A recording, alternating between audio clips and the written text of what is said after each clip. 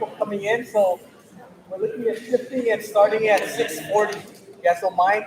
After 6:40, people are still coming in. We're just gonna go ahead and start. All right, thank you.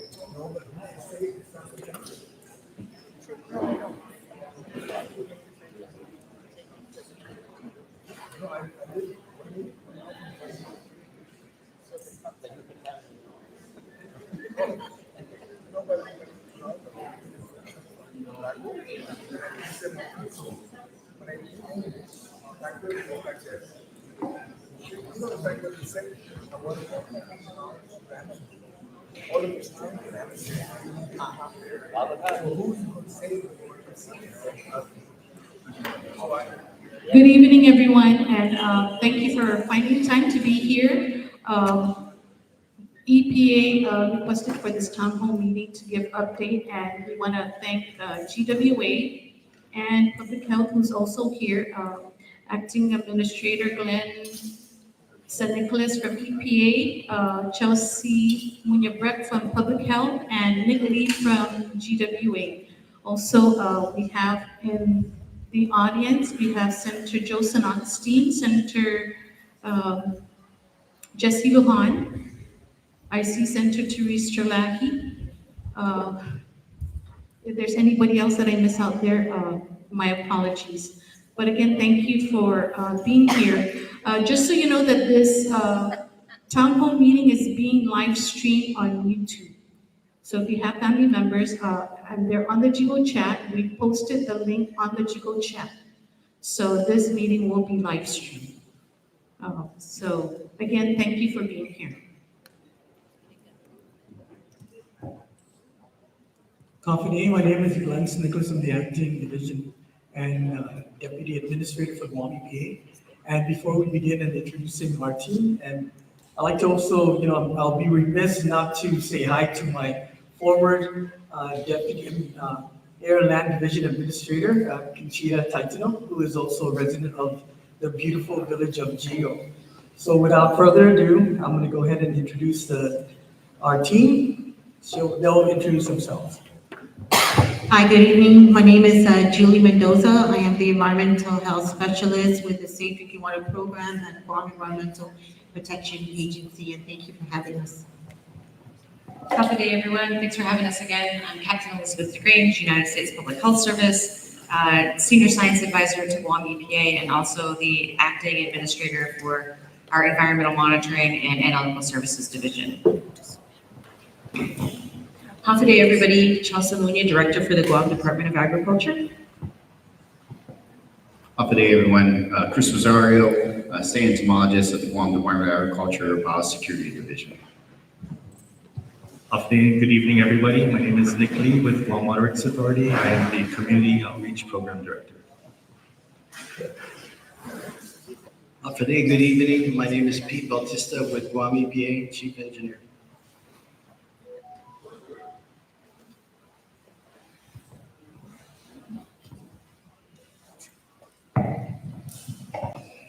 All right, so I'm going to ask your forgiveness. This is Captain DeGrange again. We heard you guys last time. We didn't have anything that you could see or touch or feel or sort of react to. So we tried to put together some slides, an update. So they're projected on the wall here. So we're going to dim the lights if that's okay.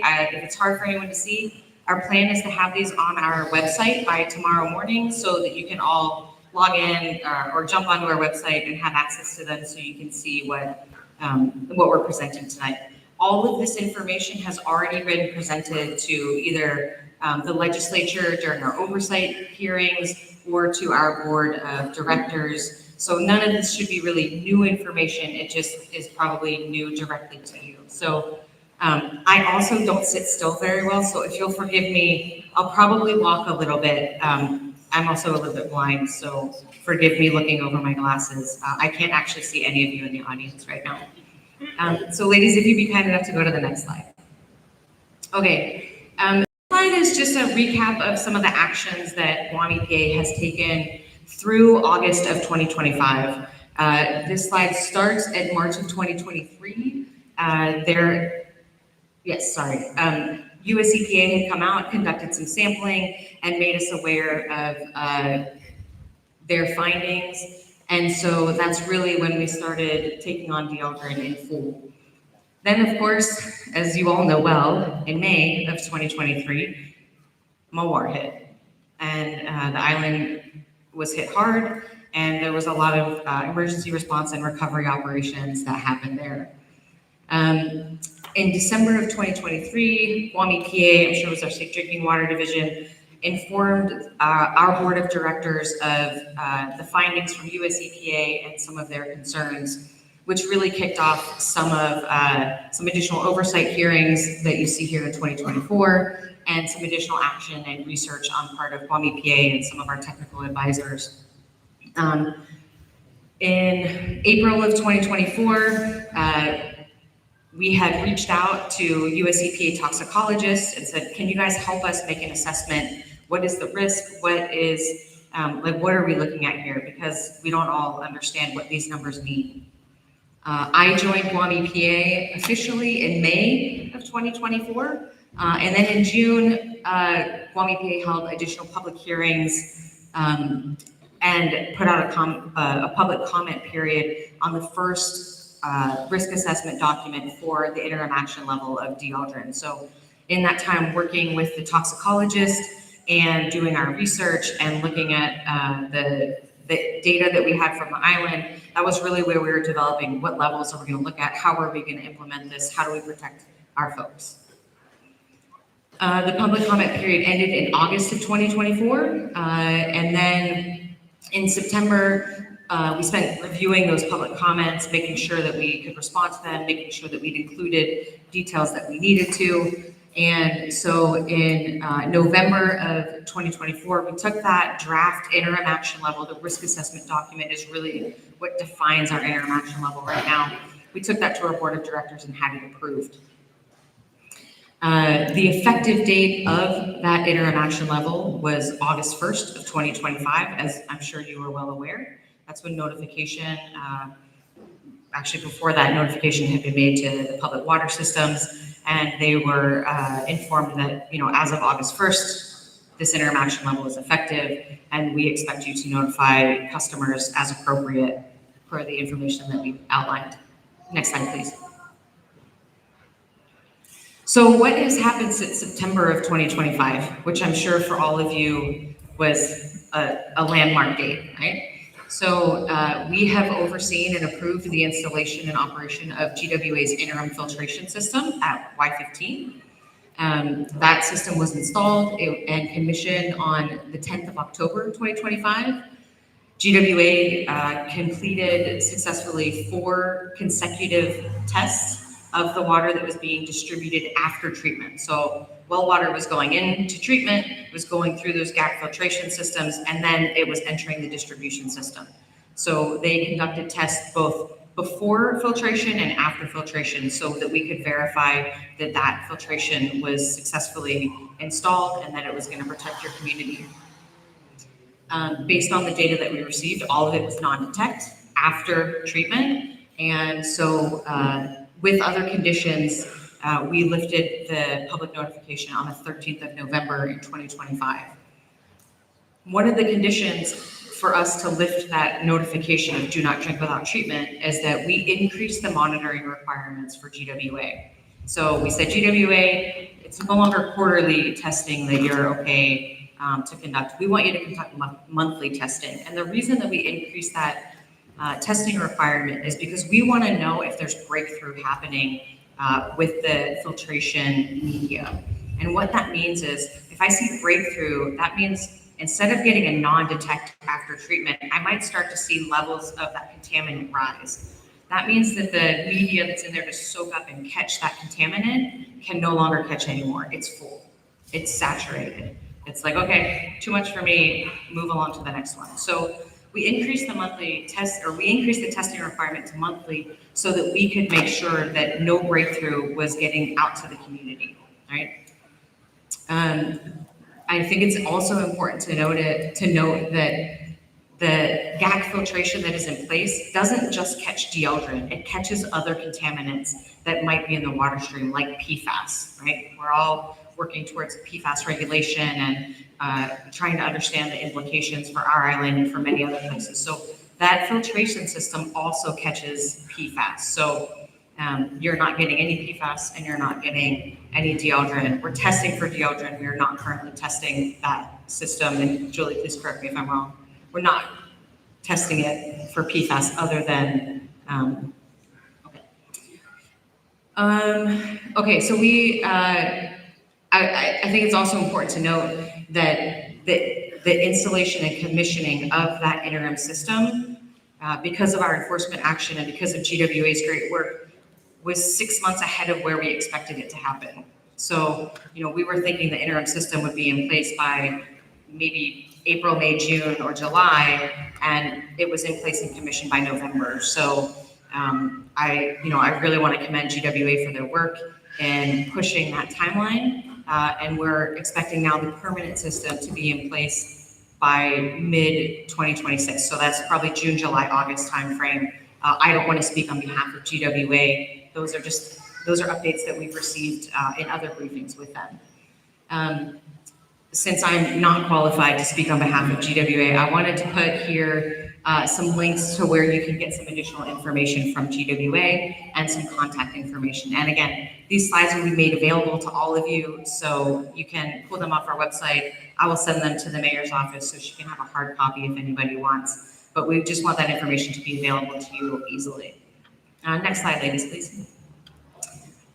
All right, one of the other actions that we've taken in concert with our partners at the Department of Agriculture and with our partners at the Department of Public Health and Social Services is that instead of just evaluating the opportunity for a public health assessment, we made a formal request to Region 9, ATSDR, the Agency for Toxic Substances and Disease Registry, who is part of the Centers for Disease Control and Prevention.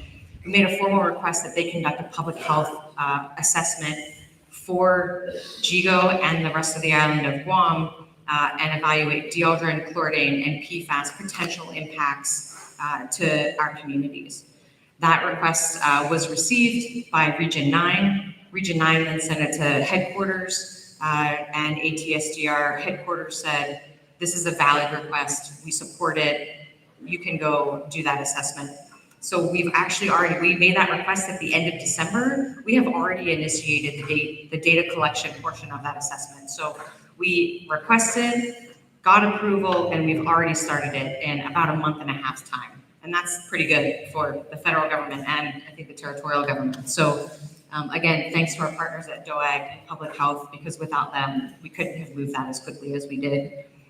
That assessment is going to be based on data analysis. So if anybody has data that you think is relevant, feel free to contact us. We'll get it over to ATSDR. We have sent them any data that we have, drinking water, groundwater, coastal waters or fishes. We've sent them everything we have. They're also doing a thorough literature review. They're trying to find other sources of data. They'd like to reach out to GWA. I'm not sure if they've done that yet or not.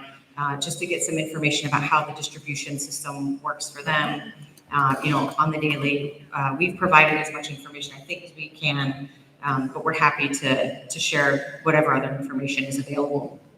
That evaluation, that public health assessment, is a population level assessment. So they're not going to look at an individual home here or an individual home there. They're going to say, based on potential exposure routes and concentrations, this is what we believe the risk to the community is. We've asked them to focus on the impacted area here in Yigo, and also to then look at any areas in Guam that might be impacted similarly. So we're currently working with them to scope that, to say, okay, we can't necessarily look at every piece of data, because if we do that, it might take 3 or 4 or 5 years to conduct this assessment. But where can we look at the data that is going to most likely impact our community, so we can narrow that scope a little bit? It doesn't mean that we're ignoring other data or ignoring other parts of the community. It means we're going to focus on the ones where we're most likely to see impact and extrapolate that data reliably to the rest of the community. So again, that study was initiated in January of 2026. We expect it to take 18 to 24 months with some wiggle room pending government shutdowns and other funding impacts. So Again, it's not a fast process, but it's very deliberate and it is very detailed. We've also asked them to look at more than just DIELDRIN because we know that, we have impacts to our island. That study is also done at zero cost to Guam. Federal funding completely covers that assessment. And there are 2 folks from ATSDR in Region 9 who are the primary points of contact, and they're going to be the ones primarily doing that work. But again, that is free to the island using federal funds that already exist. Next slide, please, ladies. All right. The next thing that we started that was extremely relevant to your community is we initiated farm inspections with our counterparts at the Department of Agriculture.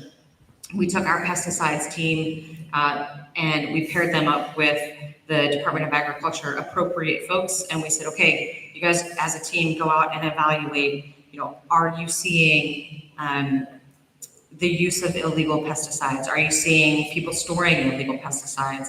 What are you seeing out on the farms in this impacted area? We focused here first. Our pesticide team conducts inspections every year, right? That's part of what they do. They try to get to any pesticide applier or storage facility or seller once every 3 years. But we wanted to focus on this area because we have an obvious concern here.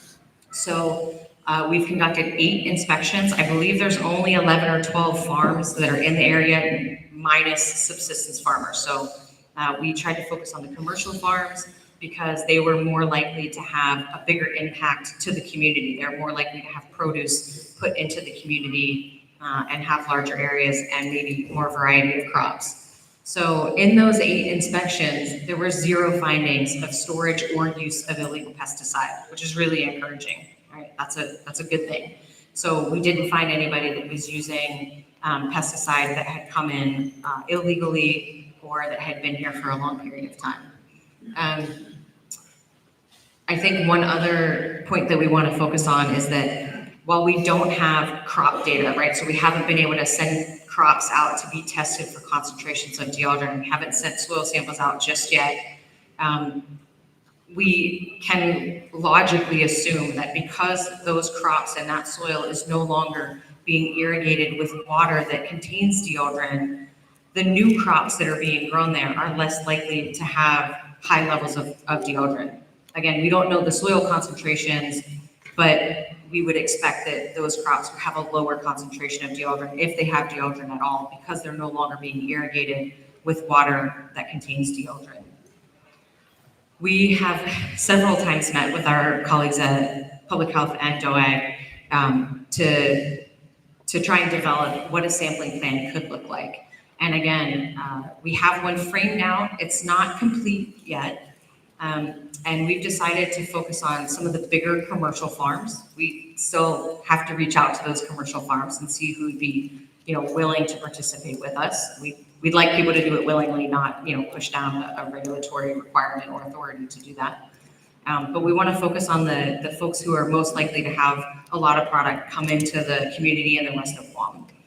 We want to look at crops that are likely, based on the limited research that exists, to have DIELDRIN, and then crops that are maybe less likely to have DIELDRIN so that we can see what the difference really is. We also need to have some control crops in there. So we need to have crops that we expect are unlikely to be irrigated with water that has DIELDRIN or to be grown in soil that has DIELDRIN. So that's the other part of the work that we're doing, is trying to make sure we have the right control groups so that the data that we have is actually usable and scientifically supportable. Based on the numbers that we discussed, we're expecting that study alone will cost about $100,000 between just testing and shipping. That doesn't account for any of the pay of staff to go out and do that collection. It doesn't cover the collection supplies necessarily. So that's just a rough estimate right now. Again, we're working on getting that to a higher level of detail.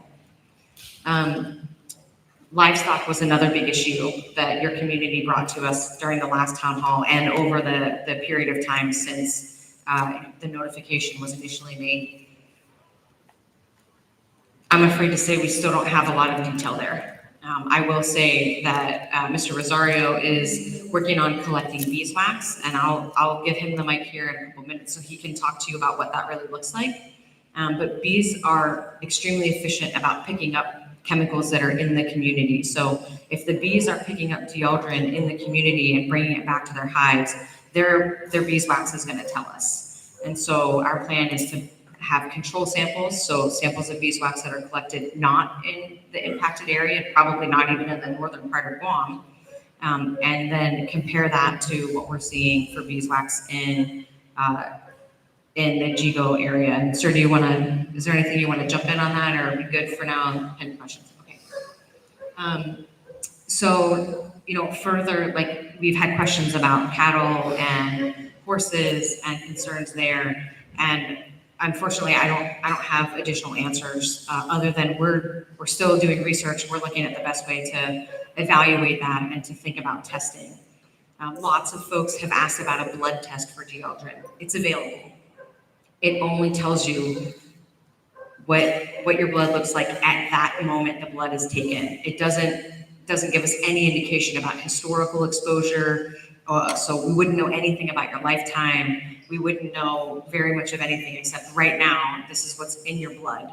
That wouldn't tell us what's in your tissues. So there is a blood test. It is commonly used for acute exposure. So if there's a big spill or if there's a pesticide manufacturer or applier who has an acute exposure in high doses, that's typically where the blood test is useful in determining their medical care. Looking at lifetime risk, it just unfortunately does not have a lot of value in trying to assess your lifetime exposure or potential risk going forward. It's just one point in time. Let's go to the next slide, please. All right, you've heard me talk a couple times about the risk assessment document for the DIELDRIN interim action level. Initially, it was published in November of 2024. That's when it was approved by our board of directors, and that's what we've been operating on. That's how we instituted the August 1st effective date in 2025. And over the course of this experience, what we've learned is we forgot to put some details in there. I wouldn't say we forgot, but we overlooked, right? And so we said, oh, this part's a little confusing. And well, we never really told anybody what to do after they applied treatment. And so while in our heads, we said, oh, we're going to treat this the same way we do other synthetic organic contaminants, SOCs, we didn't really outline it that clearly, I think. And so we did our due diligence, and based on comments that we received from your community, based on comments we received from our legislators, based on comments we received from technical advisors and from our fellow GovGuam agencies, we said, okay, we think we can make this better. And so we took everything that we heard and we tried to make it better. We try to include explicit directions for how you can lift an advisory like we lifted in November of 2025. We wanted to make sure that we included requirements for increased monitoring. That was something that your community was very clear about, and that you were adamant that you wanted to see that increased monitoring. It was totally appropriate. So we said, yeah, let's add it, right? We clarified when the IAL is exceeded, what the monitoring requirements after that exceedance are, and then again, what to do after you install and have approved treatment commission. One of the other things that we tried to do is make sure that the language that we used in our risk assessment document was consistent with US EPA's approved language for other SOCs, because DIELDRIN falls into the same category as chloridane, which is regulated by US EPA. They behave very similarly. They're in the same chemical class. There's already approved language, so we wanted to be consistent. So we updated some of our language to make sure that it matched other language for chemicals in the same class. That initial public comment period was 26 November to 17 December. Guam law requires us to have it out for at least 2 consecutive weeks. Given that it was the holiday time, we said, well, let's leave it out further. We want to make sure that people have an opportunity to comment on it. So you'll see that's why this comment period was longer. Next slide, please. On December 17th, that public comment period ended at midnight on the 17th of December. We also held a public hearing. We had one member of the public and representation from Guam Waterworks Authority, and they provided a total of 15 comments. We didn't receive any comments via email or via paper mail. So we got 15 comments. The comment from one of our citizens who lives here in Yigo, and the last comment for GWA were very similar. It had to do with what POE or POU, so the point of entry or point of use system, would be approved by Guam EPA to remove that contaminant. We did our research and said, you know what, just saying NSF was a little bit too narrow because there are other accrediting bodies or accreditation bodies. And so we said, if anyone is approved by the American National Institute of Standards, American National Standards Institute, excuse me, then if they're approved as an accrediting body, we should evaluate their claims that they are able to reduce this contaminant. And if they are accredited appropriately for the NSF 40 or NSF 53 and 401 rating, then Guam EPA will consider them an approved POE or POU device. And then we told GWA that information. It's up to them to deal with reimbursement. So we're not going to talk about reimbursement, but I will say that the private citizen who had reached out to us with that comment reached out shortly after we made that assessment and said, hey, this has been reimbursed by GWA. Thank you guys so much. So hopefully that has helped other members of the community to also be reimbursed. But again, I'll let GWA speak to that in more detail. Okay, so that's pretty much, I think I've already summarized some of the comments. Let's go to the next slide, please. So based on those comments, we made what we felt were substantive changes. And while we weren't sure if we were required to put it back out for public comment or not, we said, we think they're substantive, let's put it back out to the community. We want to hear what you think. So we widened the list of acceptable POE and POU systems. That updated risk assessment document is currently out for public comment right now. It's available on our website. You can see the website is there. And again, we'll make sure you guys all have that. A quick Google for DIELDRIN RAD Guam will take you right to it. But until March 6th, we're accepting public comment. So I would ask that you all get out there, read that, see if there's anything else that we can make better, and provide that impact or that input to us, please, before midnight on March 6th. At 3 o'clock in the afternoon on March 6th at our administrative building, we're also going to hold a public hearing to provide the opportunity for folks to come in and make those comments. And as you can see from our December public hearing, we listen and we're going to take action on what you guys are telling us. So I just want to put that out there. I really want to make sure that you have the opportunity to comment on that if you want to. Next slide, please.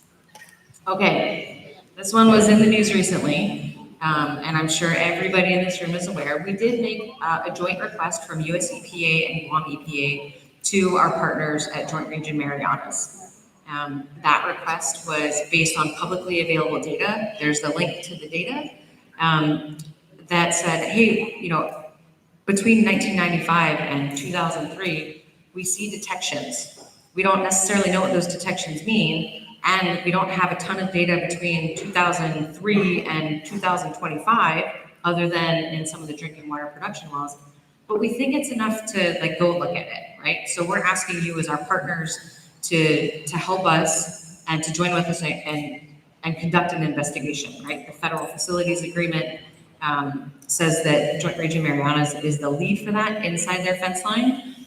They're also cooperating with us outside the fence line. So, on Sunday there was an article that was complete and fair, but really sort of slanted it like, oh, we think it's JRM. And I want to be very clear that we have data from JRM. We do not have data, or at least significant data, from outside the fence line. So just because we have data from there doesn't mean they're the source, right? It means that we don't have enough information to determine where the source is, right? We have data that says we should look at it, and we're going to. We're going to look at it in very much the same way outside the fence line, right? So please don't misunderstand that we've asked them to conduct an investigation to mean that we're not also conducting an investigation outside the fence line, right?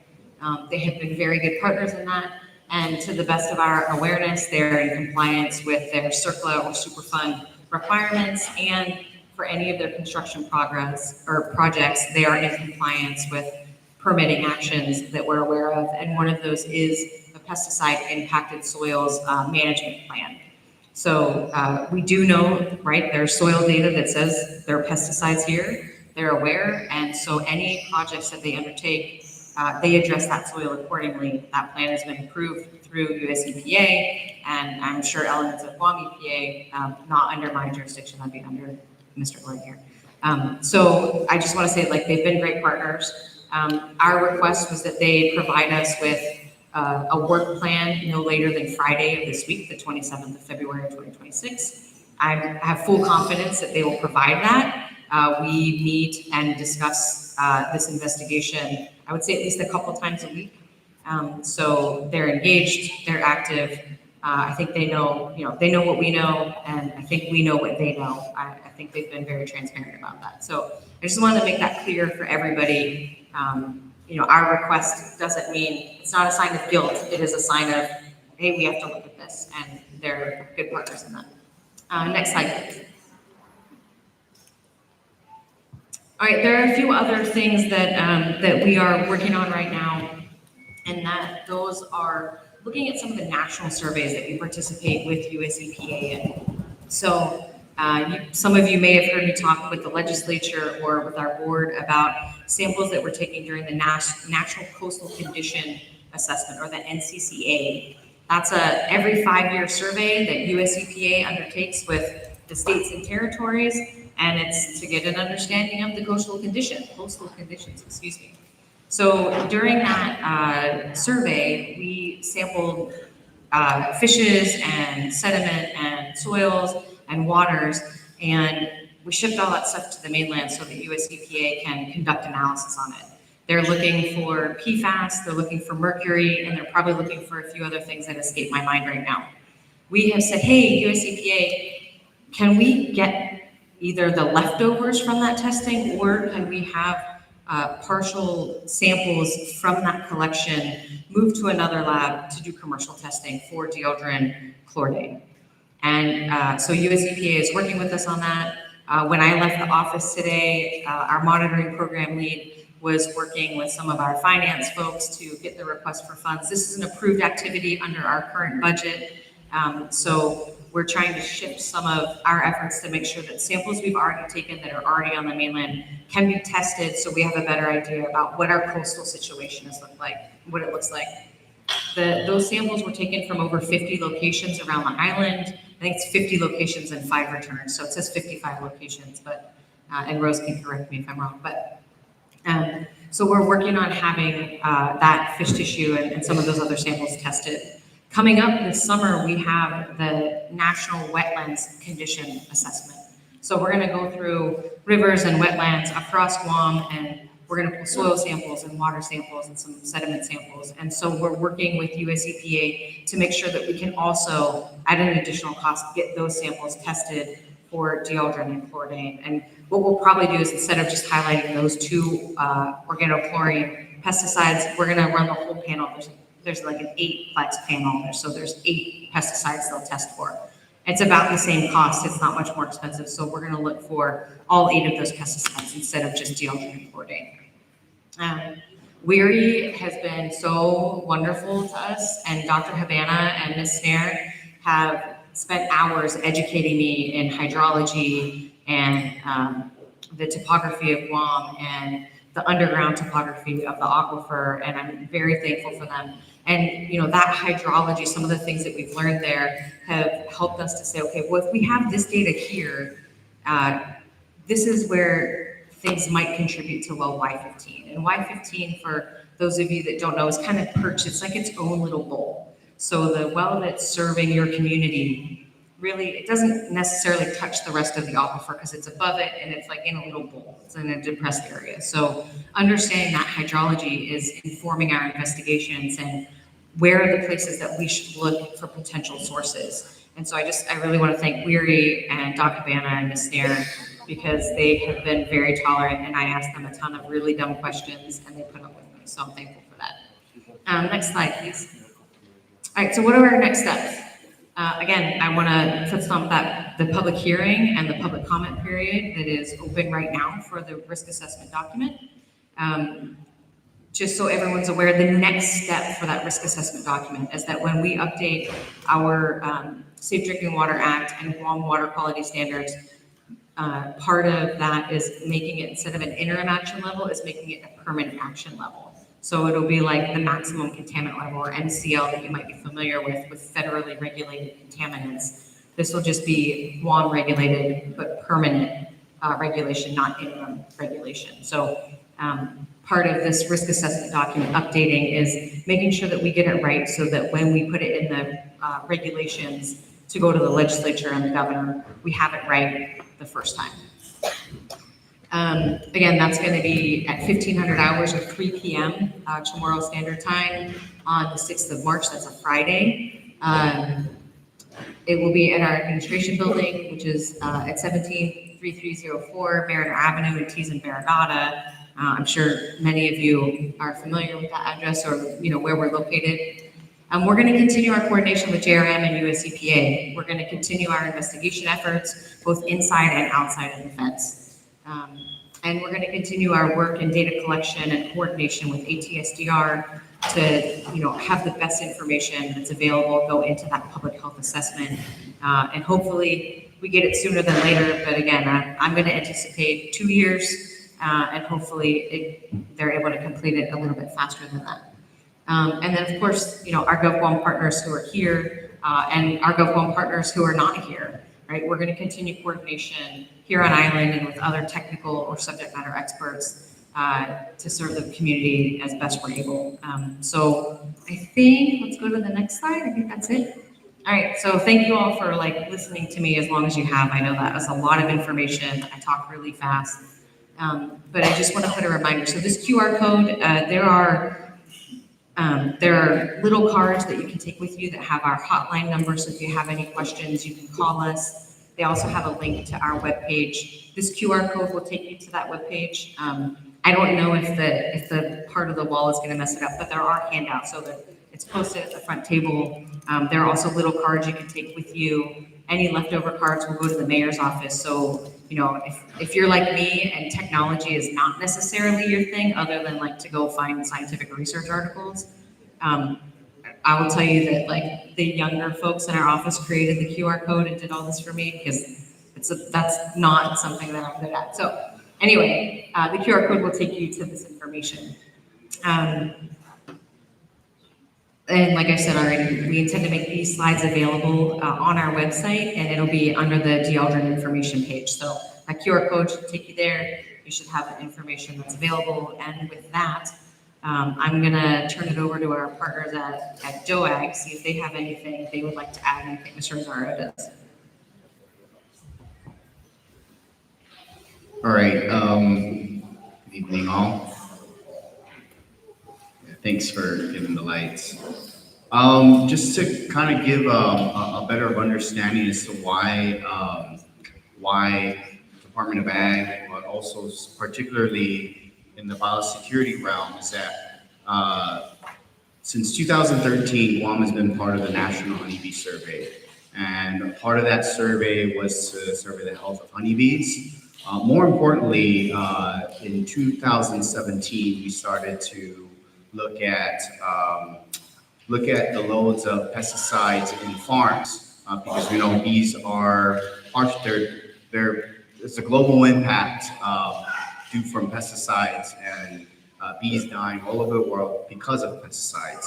And so typically what we would do for sampling for pesticides as well, for those who do have a bee colony in their backyard, we have about over 100 beekeepers on Guam. So it's quite nice to get a good sampling scheme, all going from the north all the way down to the south. And so what does this do for us? So in 2017, we were able to scan to test for common pesticides like cypermethrin, things like use of Raid, Canabraid, and general farm insecticides that are used to kill insects, right, that are affecting your crops.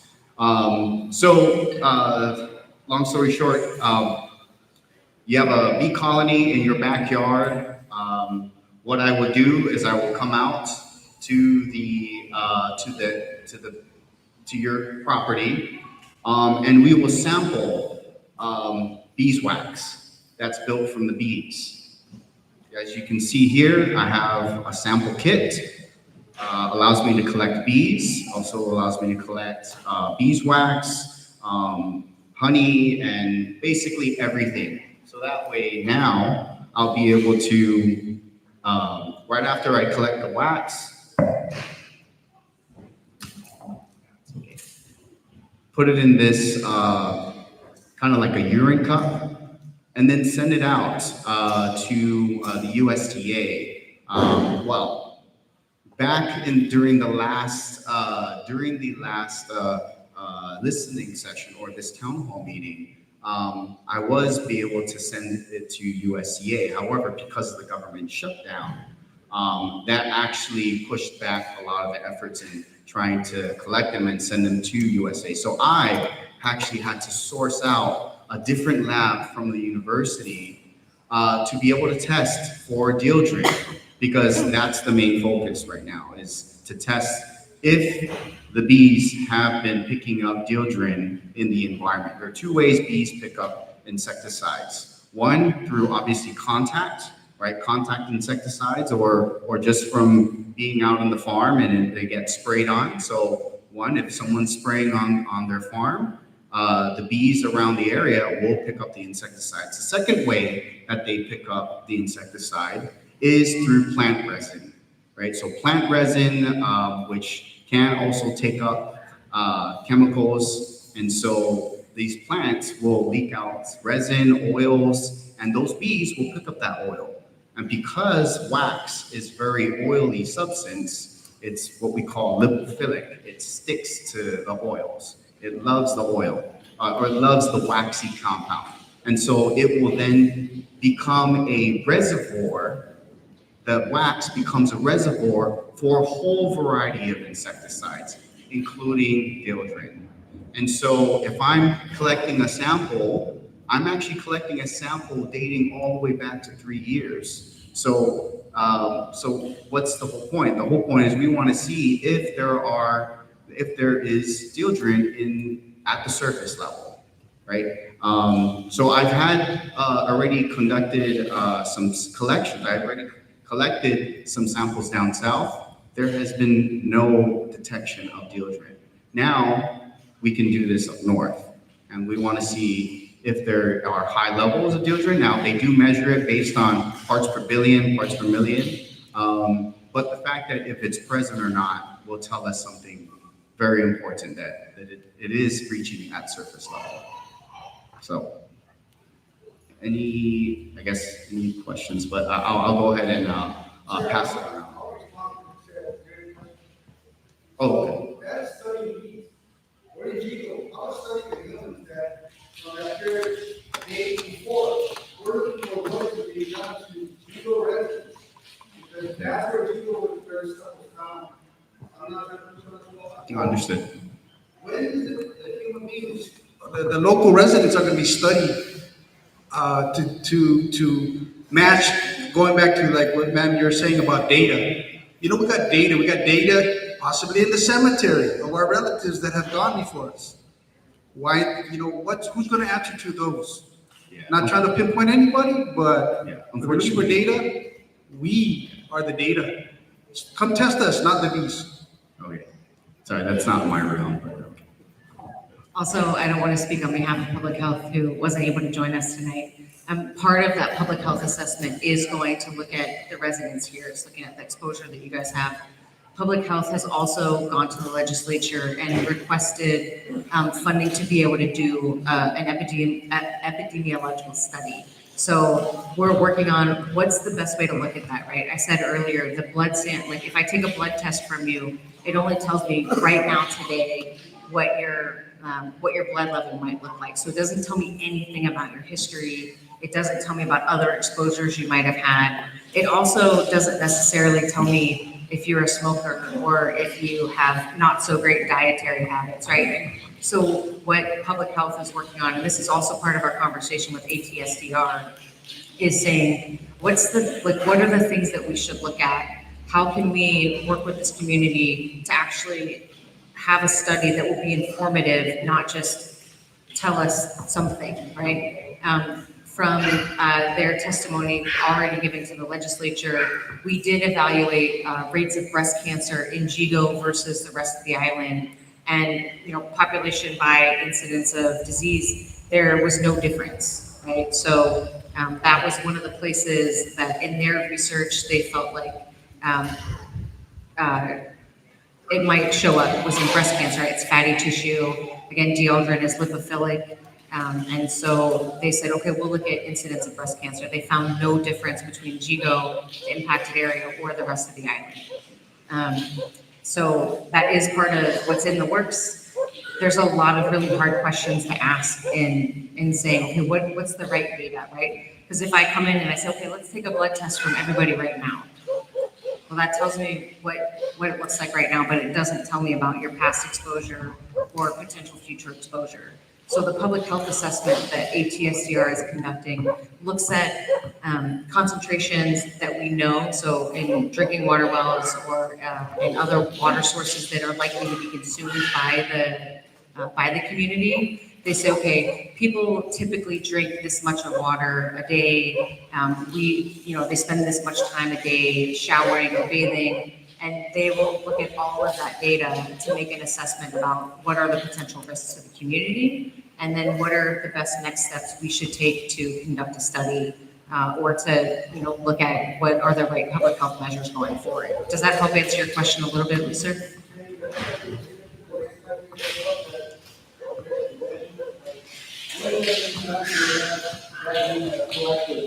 Absolutely. Can that be proactive? And the next time, hey, we found a date that, along with being able to go to the coastal waters and doing the fish studies and all that and the samples from the states, here's Yigo residents, here's what we got. Sure.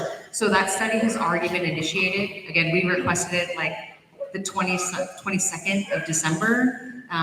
They acknowledged receipt immediately, and early in January, their headquarters had already approved the initiation of that study. So it was within less than 3 weeks' time from request to approval and the initiation of data collection.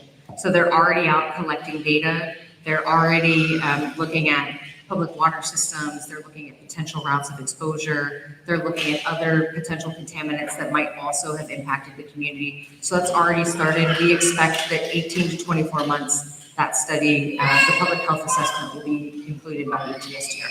So, and we will certainly let you all know when they have finished that study and when we have any other information. Thank you. Thank you, sir. Appreciate it. Of course, sir.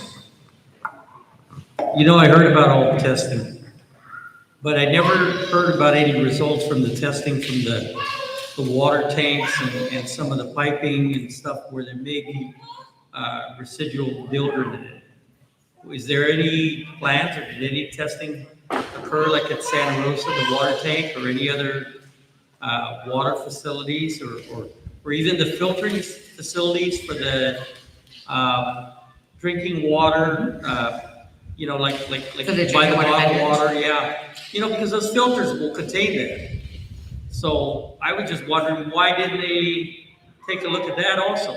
Actually, we did. So, You never advertised it. so I know we talked about it at the legislature. I can appreciate that we talked about we were going to do it at the initial town hall, but I can also appreciate that we probably didn't follow up directly like this in telling the community what happened, other than via testimony to the legislature. So again, I don't intend to speak on behalf of the Department of Public Health and Social Services, but based on their previously provided testimony, I will say that any water vendor that was receiving water in the impacted area, they were asked to stop providing water. They tested water after their filtration, And the Department of Public Health and Social Services said, oh, your filtration is working. We have that data. But the actual filters should have captured some of that. Correct. So that would have been a good source of data to see whether there was. And we have pre and post. So the source water that those water vendors are using was coming directly from Y-15. And at the entry point to the distribution system, we knew the concentration of DIELDRIN. So we knew that if after filtration, that there was a non-detect. Well, I'm not talking about that. I'm talking about like the water stations. Yeah, it's all the Because same. I heard a lot of communication about testing it at the filtration system at the well, but nobody ever communicated. And that's our biggest problem here in Yigo, is we don't get the communication. If you give us the communication, you give us the data, then we can formulate our own opinions. But for us to go to a hearing or comment on something without knowing anything factual is like shooting in the wind. And I think that's where the public got real excited and really angry, was we should have been notified, you know?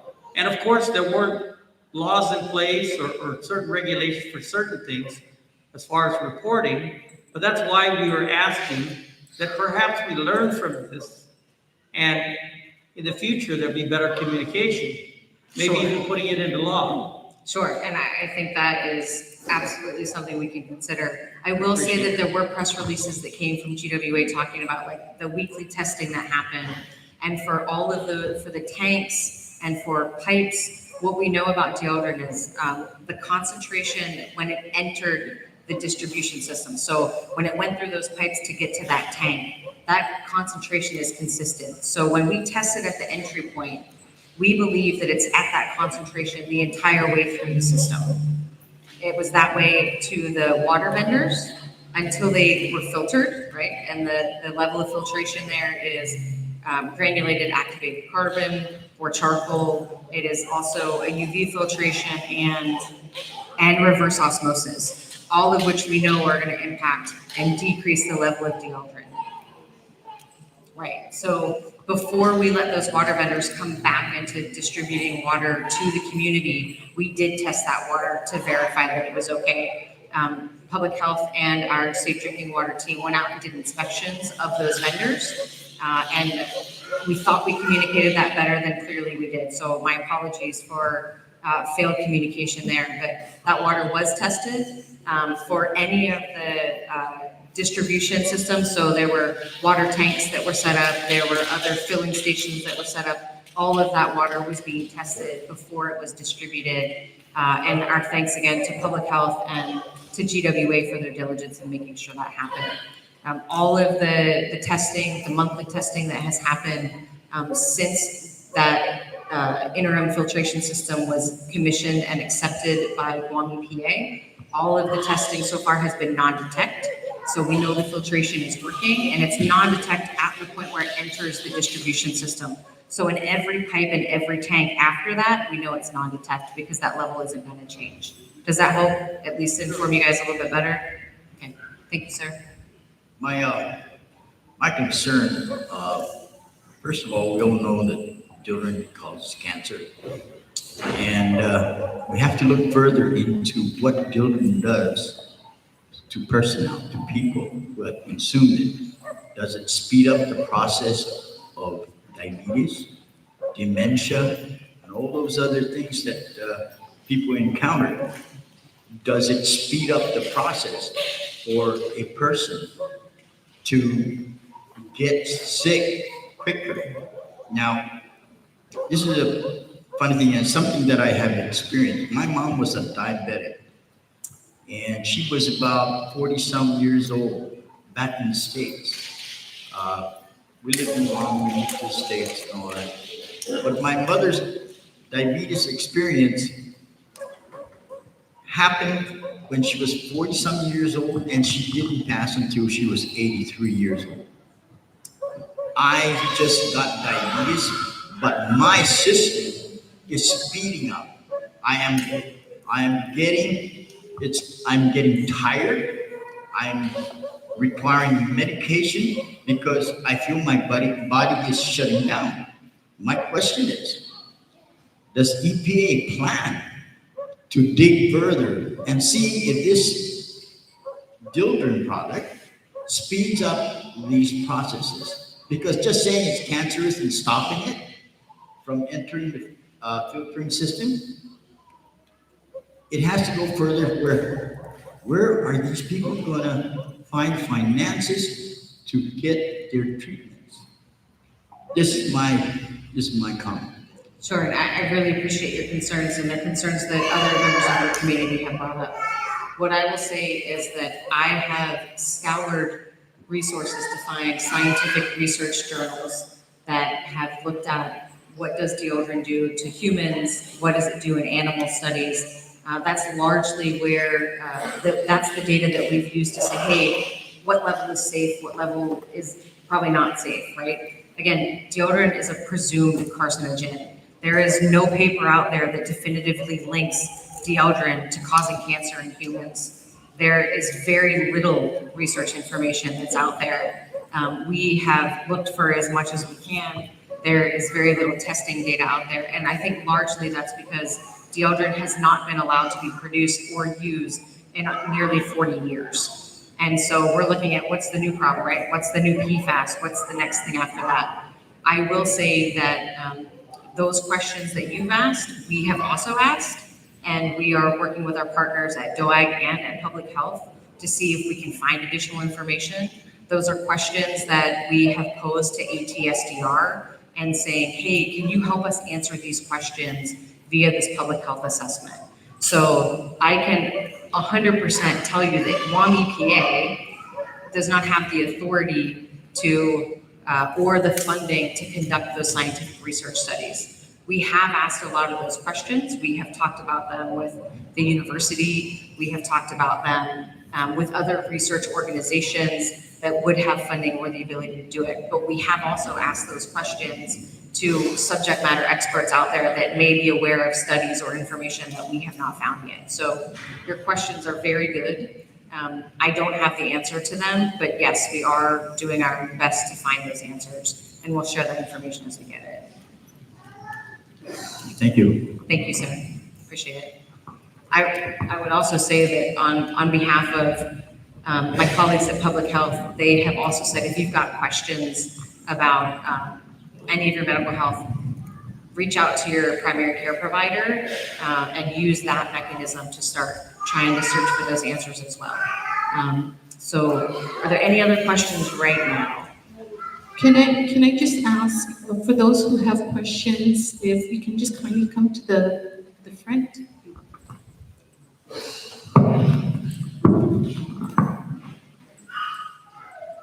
So far, I heard about breast cancer, but I haven't heard anything about possibly the link to prostate cancer and liver cancer. And it could also cause problems there. I live right there by the Y-15. And I remember prior to 2023, a whole bunch of housing right there by the back gate up on the hill got demolished down to the foundation. And several times when I would be in the area when it's raining, and one of the things that I learned as a combat engineer was water flows downhill. So when I'm in that area when it's raining, I see water coming from Anderson, right from that area where houses used to be that got demolished down to the foundation. All that water flowing, guess what's at the other end? Y-15. So we're gonna start wondering if Y-15 is contaminated, where do you think it came from? Okay, my assumption is that it came from the dirt up there at the housing that got demolished. So I don't know how much further debate we're gonna have to, but you know, it's coming from there because I have seen it many times, and I mean tons of water coming down right from that area there. And so I think that was a pretty good guess to say it came from there. So now the debate is Air Force admit that it came from their project?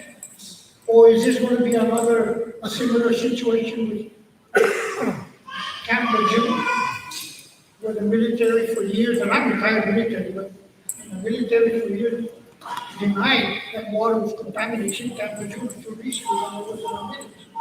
So we need to look here. So now you're telling us, boy, you're a private physician. So I guess every time we go to our doctor, we're going to say, I drank water that was contaminated by Yigo. So what is public health going to do to get us tested for like prostate cancer, liver, and all that?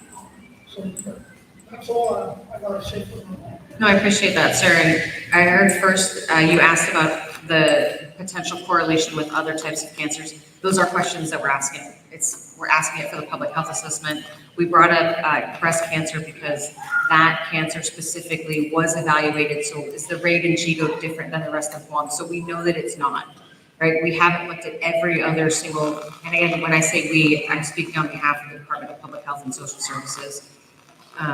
Your territorial epidemiologists and the staff there are the ones looking into where are the potential relationships or information, as it relates to public health concerns. The reason we say talk to your primary care physician is, number one, we want to make sure it gets documented. Number two, I'm not a healthcare provider, so I'm not going to tell you what's best for your care or, if your diabetes is impacted by other things. I'm a smart lady, I'm a scientist, but I'm not your healthcare provider. So, we want you to talk with the folks that know you the best, and we want to make sure it's documented. With regard to, many members of the community have said, well, we see the water coming out of it. The hydrology says water is coming off that installation. It says also that it's coming to Y15 from several other areas too.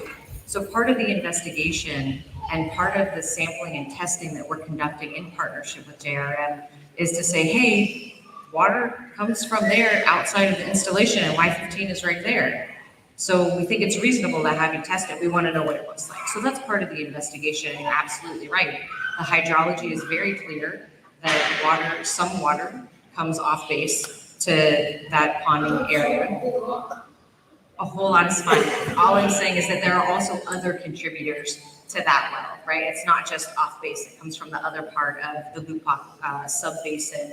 So we've looked at the hydrology, we've looked at the water flows, we've looked at the ridges for how that water would get to Y15. We've looked at how deep it would get if there was no drainage. So yes, you're right. Some water does come from there. Water also comes from other locations into Y15 as well. So we're looking at all of those areas.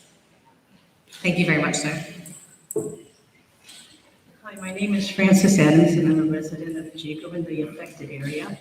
And you said more studies need to be done. Well, the CDC and the Institute of Health have done studies, so why do you want to reinvent the wheel?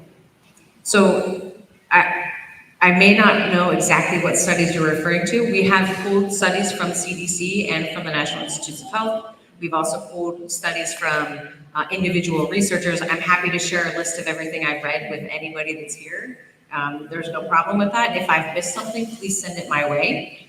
When we say reinventing the wheel, I may misunderstand you, but there's just not very much data that looks at how do people metabolize DIELDRIN if it gets into their system if they consume it, right? Well, I would think the federal data that's available right now have already identified the various illnesses caused by this chemical. I've been a resident in Yigo for 7 years. I've drank the water, I've bathed in the water, I've cooked with the water. My family has no history of liver disease, Parkinson's disease, breast cancer, autoimmune disease. These are some of the illnesses that are related to the DIELDRIN. So 5 years from now, if I were to get one of those diseases, is Guam going to be responsible for it? So ma'am, I can't tell you definitively who is going to be responsible. I can tell you that the data that I've read, and I may have missed something, so please, if you have studies, send them my way. What we have is not conclusive. There is a correlation and a suspicion that it causes cancer. There's no definitive, this means that. right? And so the research that has been done, and that was done primarily a long time ago when those pesticides were in use, is very limited. And it's primarily based on animal studies that have been extrapolated to say, okay, if it did this in an animal, we expect it would do this in a human. Again, I'm sure I have missed lots of things. Please send me whatever other data or studies that you've seen. When it comes to saying definitively, did it cause this or did it cause that, we also have to take into consideration your community's behavioral habits and dietary habits and genetic other background, right? There are many, many things that make it very difficult to say this is just because of DIELDRIN. So I'm happy to look at additional data. I'm not going to stand here and tell you who's going to be responsible for anything. I will tell you that I'm doing the best I can with what I have, where I am, to serve this community and to find as much data and information so that we give everybody the right answers as we're able. I understand what you're saying. My concern is the very young and the elderly. So 5, 10 years from now, I hope I'm alive 10 years from now, I hope I don't get Parkinson's disease. I hope I don't get liver disease, which doesn't run in my family. So are you going to say, well, there's not a pocket in Yigo of these diseases, so it's not a result of this chemical? That's part of our work with the Department of Public Health and Social Services and with ATSDR is saying, does this affected area in Yigo look any different than the rest of Guam or the mainland insofar as incidence of liver disease or different cancers? So I don't have the answer to that yet. We're pulling data where we have it, and we're looking to say, is it any different here than it is in the southern part of Guam, across the entirety of Guam, or across the mainland? So that those are things that we're looking at, and our public health colleagues are primarily working on that. We're working on the environmental side here. Are we, the affected area, are you going to be doing a continuous study? That's part of what we're trying to figure out. So in looking at what data would be useful, what kind of epidemiological study, would it be useful for us to go back and do a forensic study? And I believe Public Health and Social Services testified to the legislature during the first oversight hearing at length about some of their considerations. I know we also talked about it in the second oversight hearing in December. So all of these questions, and again, send them to us if you have questions. We are trying to figure out what's the right answer. What kind of study? Does it make sense to say, hey, I want to study you for the next 5 years, right? What's that follow-up look like? What data will that actually tell us? So we're asking the same questions that you are. And I would think that would be more effective to follow the families that were affected for the next 10, 20, even 30 years. Yes, ma'am, and that certainly is on the table right now. So we're trying to get best information so that we can make the best, most responsible decision going forward. Because just getting data to have data isn't useful, right? Having data that's going to tell us something that's going to help us actually have a picture of what's going on, what's happening, what the potential is what we're trying to be responsible to. I appreciate you. Thank you so much, ma'am. My name is Leland Taitsino Camacho, and I'm also a Yigo resident. We've talked a little bit about DIELDRIN and Captain DeGrange. Is DIELDRIN a banned substance? Yes, sir. And how long has it been banned for? Since 1989. Since 1989. And maybe 87, 97. 87? So 87 and 89, right? One was, 87 was the removal of it as an herbicide, so not putting it on plants, and 89, I believe, and 99% it was banned as for use as a termiticide. So US EPA has banned the use of DIELDRIN since 1989. US EPA removed the use conditions for it. So they said there is nothing that you can use this product for in the United States of America. Why did they do that? They did it because they presumed that it was carcinogenic. Okay. So the federal government has said there's no appropriate use in 1989 for DIELDRIN because it is a presumed carcinogen. Correct. And carcinogen means it can cause cancer. It is likely to cause cancer. So it is presumed, meaning they don't have explicit definitive data. It's like tobacco, right? Semantics, I know we're gonna put. So, but I just want to push back. I think we want to know the truth. And when you stand up here and you make it sound as though we're not quite sure, we have the US EPA saying you cannot use this at all because it is a presumed carcinogen, right? Correct, presumed, yes. And I've looked at your documents. Didn't you receive a document in 2012 telling GWA and Guam EPA that there was DIELDRIN in 88 of Guam's wells? Sir, I wasn't here in 2012. I understand that. I have seen a letter that went from US EPA to someone in Guam EPA. I have not read that letter fully. I know that it exists because someone floated it on Candid News. I have not It's on GWA's website. Perfect, So, okay. that's great. But to come in and say August 23rd, or 2023, we start doing, you just have to acknowledge that Guam EPA and GWA knew in 2012, there was a report from US EPA that there was a DIELDRIN problem. Was there a letter warning both GWA and Guam EPA that there was a DIELDRIN problem? There was a letter that brought to attention that there was detections of DIELDRIN in Guam. And Administrator Lastimosa said the same inspector came back to Guam in August of 2023 and said, you still have the same DIELDRIN problem and you haven't done anything in the 10 years that have gone by. I can't speak to that because I'm not Administrator Lastimosa and I wasn't here in 2023. But this is, ma'am. Look, I'm not trying to be difficult, sir, but I can't say this happened when I wasn't even here. It's not an excuse for the government to not take action because you weren't personally there. And again, I'm just saying, we want to know the truth. If there was a report in 2012 that identified there were 88 wells of DIELDRIN, then tell us that. And then you can say, well, we weren't able to do anything until August 2023. People here are mad because we didn't tell the residents who were affected until September of 2025. You had 2 years that go by. I'm looking at your report. This is Guam EPA 2023 December, where you say anything above 0.7, you are potentially going to have neurotoxicity issues. You knew that Guam, our Y15 well, was at 1.5 parts per billion, double what you would have potentially neurotoxicity issues, liver damage. And you guys are debating where to set it there, knowing there were thousands of families that were affected. So I appreciate you coming here and talking to us, but we want to know, why did it take 2 years to tell the effect? There was no harm to you guys to tell us, put filters on your water. But while you were debating regulatory, this or that, commenting period, no one here knew that. You knew that. And that's why people are mad, because you come here and you say, we've done this, we've done that. You made the biggest mistake by not telling anyone what was going on. And it's not your fault, okay? But then in December of last year, again, you Captain Gray said, there may not ever be a source, right? Guam EPA in the same presentation said, it's very likely, the gentleman before me, that it came from the housing because it was a pesticide used for termite treatment. Guam EPA's own people recognized that it was very likely that it was the demolition of those houses on Anderson, and I can say they're great partners. But, flash forward, now we're last week, now all of a sudden there's testing showing that there's high concentrations of DIELDRIN somewhere.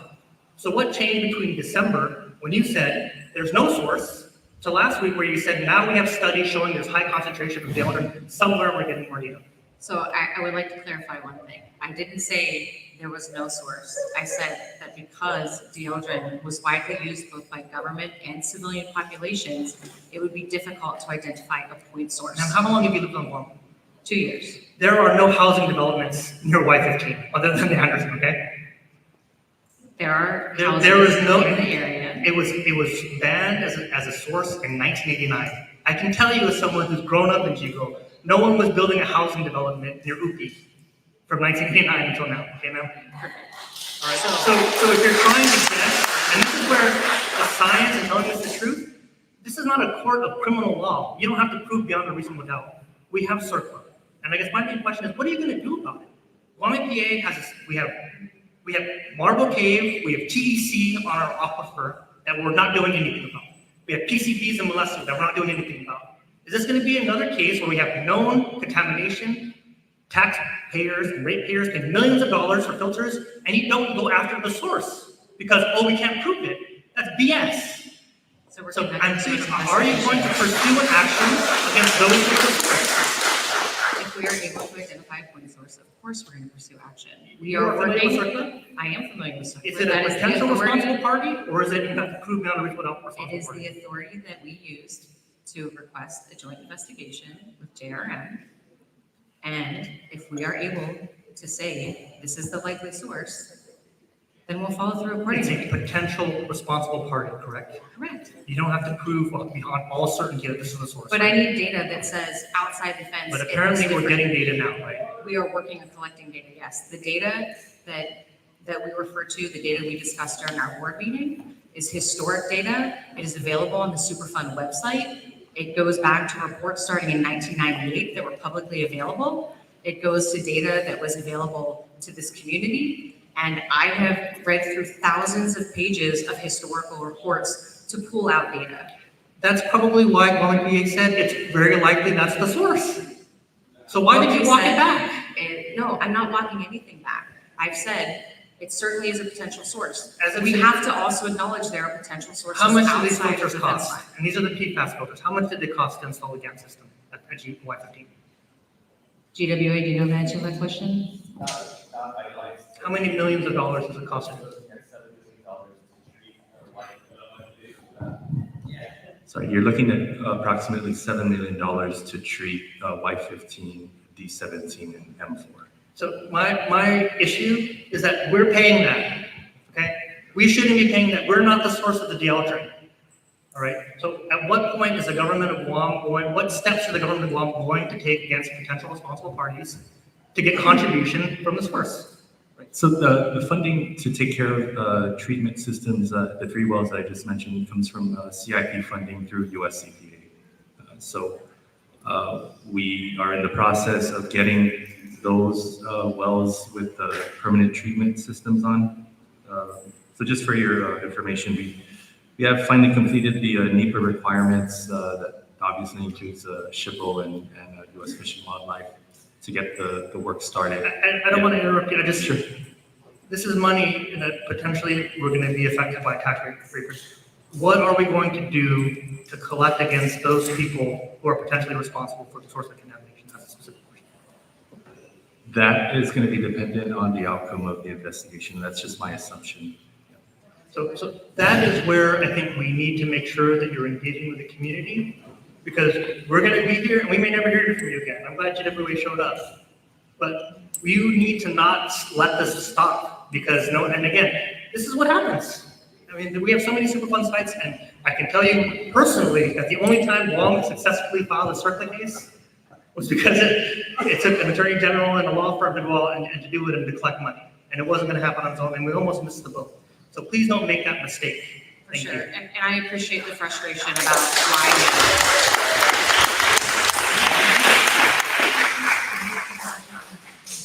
Sir, and to other members of the audience, I appreciate the frustration about why now. I can't speak to what happened before we got here. What I can tell you is that the group of people sitting at this table are doing everything we can to address the issue, to find a responsible party if we can do that, to be good, right, and true in our investigation, both inside and outside a fence line. We are not willing to place blame until we have data and sufficient evidence to make that case. And we are not going to let it rest, right? This is something that we do every day.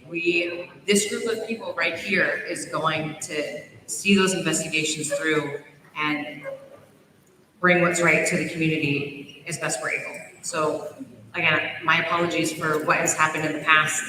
I can't speak to it. I can speak to the future and what we're doing right now. Thank you, ma'am. And speak to the present meetings. My name is Bobby Siniclis Beneventi. I currently live in Davido. That's been my home for about 50 years, but grew up pretty much in Yigo with my family, my parents and siblings. GWA is here, right? Yes, ma'am. Yeah. Oh, you were with EPA? He was with Guam EPA. He's now at GWA. I'm glad you're here. Nick, I have written emails to Waterworks since last year asking about the area of impact from water served from D17, and I never got an answer. First answer was, well, we shut down Y15, but that's not what I was asking. I was asking about D17. So can you quickly speak about the houses, the families served from D17 and Dedado, what area? Because I live kind of like right up the street. Sure, thank you for the question, that's Bobby. The way our distribution system is set up, we're not able to quickly identify which houses are connected to which part of a reservoir that feeds from certain wells. We're in the process of some capital improvement to implement some SCADA so that we're able to collect that data quicker. I can certainly, I'll give you my contact information and I will look into your inquiries personally with the right folks over at GWA. But you have some idea about on streets, right? Like everybody around Santa Barbara Church most likely got water from D17. I mean, I'm not asking for my specific residents, but the areas that would most likely tell me that I've been exposed and consuming water that's contaminated. Right, and I'm not personally aware of which streets are being serviced by D17. I can tell you that even with it taken offline, capacity to service Dedado is still being done at the function of other wells. But we can get together offline after this, and I can tell you if your area has ever received water from G7. Well, I think all the residents in Dedado, just like Yigo, would like to know, so it's not just about me. Sure. So the reason why I ask is my health started to tank back in 2015, and it's been getting worse since, to the point where in 2019, I've been in and out of hospitals and seeking cardiac care, as well as other neurological services for testing. And the only thing that was told to me over the years since 2015, especially in 2019 to today, is that there are no answers to what's going on with all the different illnesses and symptoms that I've been experiencing. Had I known that there was DIELDRIN in the water, that would have been something I would have pursued with the medical team to test me for. Hearing like the rest of the community during that first public hearing, it was only then that I was aware that DIELDRIN was in our waters. And then it was only through the media did I hear that D17 was also contaminated and was shut down, but never prior to that did I know that our water in D17 was also of concern. I took it upon myself to go get tested in December, knowing full well that the government wasn't going to pay for it, knowing that my insurance wasn't going to allow the $235 for one test to be counted towards my deductible. But I needed to know, and it's good to hear, that it only gives you information about the point in time of the test. I did some reading on the symptoms of DIELDRIN contamination, and it explains a lot of what I've been going through. And I'm just really, really disappointed. I'm really disappointed in the way the government has handled all of this. I really am disappointed and probably pissed that I didn't have the information I needed from the get-go that would have helped me and helped my doctors to determine why certain things were happening to me. I mean, imagine waking up, having a good start, doing dishes, and then suddenly feeling my heart palpitating, and it shot up to like 150 beats per minute, and having to rush to the emergency room. Imagine sitting down in the morning, trying to drink some coffee and have some breakfast, and suddenly feeling completely nauseated, like I was gonna throw up. And I'm beyond the risk of getting pregnancy, so that's not even a symptom for that, right? And so that has happened many, many, many times since 2015, 2019, when it really picked up.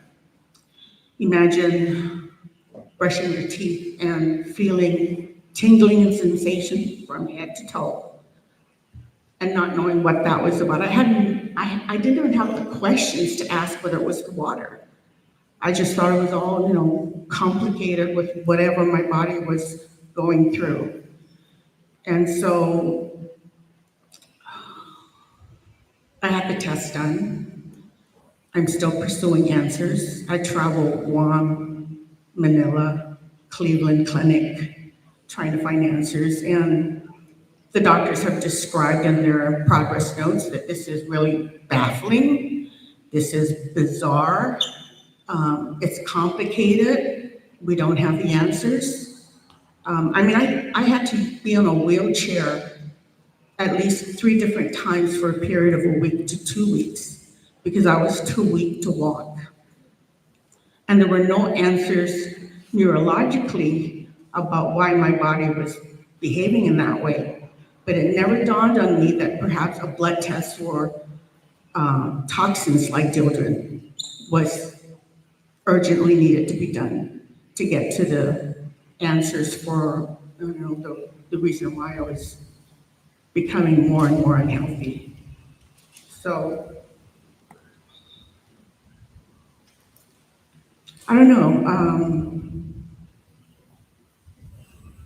It breaks my heart to think back of the many, many days and weekends where I filled up the swimming pool, inflatable swimming pool for my grandchildren and my great-grandson to swim in and soak in for hours. What did we do to put those babies possibly at risk? And just because the interim action level, whatever lingo you used to describe that process for when you had a legal or obligation to inform the community, I don't know, man. If I worked for the government, which I did, I retired from Gov Guam after 38 years of work. I would find it really hard to stay silent on something that clearly poses a threat to health and life, just because I wasn't legally required to. Because this is about our family, this is about our community. And I look forward to testing the bees at our farm. We farm up here in Yigo, my husband and I. I don't know how healthy the soil is. I don't know if our bees have DIELDRIN in their wax, right? We'll find out. But I do like the question about the responsibility for, okay, test the bees, but test me. I paid out of pocket because it was important for me to have some answers to what's been going on for since 2015. I'll do what I need to do to take care of me without waiting for the government to decide whether or not we were worthy enough to be invested in to reduce all risk and to help us get better. I'm a proud Gov Guam retiree. I don't fault you because you weren't here, but you work for an organization. You have to represent that organization with some answers. Not, I just only got here 2 years ago. Because you have a new responsibility now, and you take on that to answer our questions. Speed it up, man, because it's not about me anymore. It's about all these babies that have been swimming in this water and drinking the water and brushing their teeth with this water. And yes, Yigo, you've got that solid evidence, but I hear nothing about Dededo, where I live. And I swear, I've got all the symptoms of DIELDRIN contamination, which no doctor could tell me why. Why did I have to sit in a wheelchair for 2 weeks and be too weak to walk? Anyway, we got to do better. Thank you.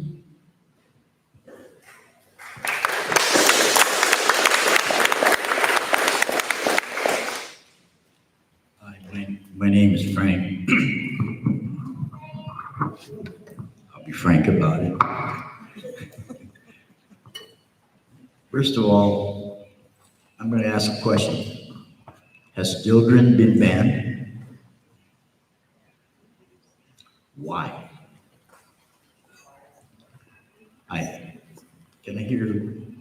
Can the audience hear a comment here?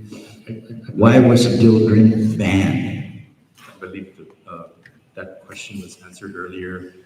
There are associated health risks with its use, but as Captain DeGrange has eloquently explained earlier, it is considered a probable carcinogen.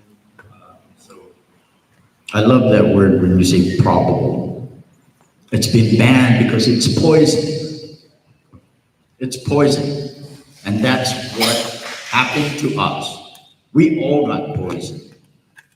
My granddaughter, my 1-year-old granddaughter, or right after she was born, she was showering in that water. US EPA says, hey, you got to notify the people that the water's contaminated. Right? Correct me if I'm wrong. Years later, EPA comes out. Guam EPA comes out. Tells GWA, hey, you got to notify the people that the water is not safe to drink, to shower, to cook. Why did it take this long? We are all suffering here. Not only us elders, the teenagers, the babies. This reminds me of asbestos. When asbestos was allowed, it was a great insulation. They didn't find out till years later that it caused cancer. And it only affects the body 20 years later. Are we going to continue looking for data? Or what? It's already been decided that it's poison. What I see researching for data can be good for a health book, but at this point, we are looking for excuses to try and get out of this situation. We go to court. Hey, I'm suffering this. Oh, can you prove it? Our data here says this. No, the fact is that we drank poison. We paid taxes to put those people in places to protect the people of Guam, to ensure that our health is not too much of a factor. Sure, there's other stuff that affects this. But why add this? We were suffering even long before. DDT, when they were spraying all over to get rid of the mosquitoes. Little did they know at the time that they were getting rid of us too. And all these have penetrated our aquifer. Genital, PCB contamination. The military spent millions of dollars trying to clean that place up. Has anybody checked to see if it's all right? Who's paying for it? Who's making the inspection?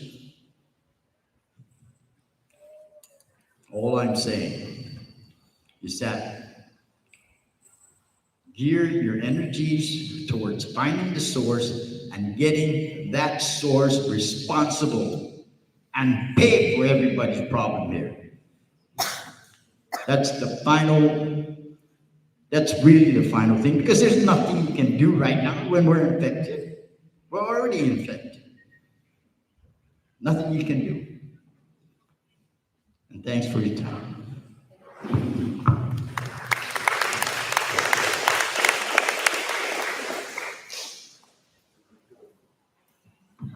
Guam Ramona Nelson.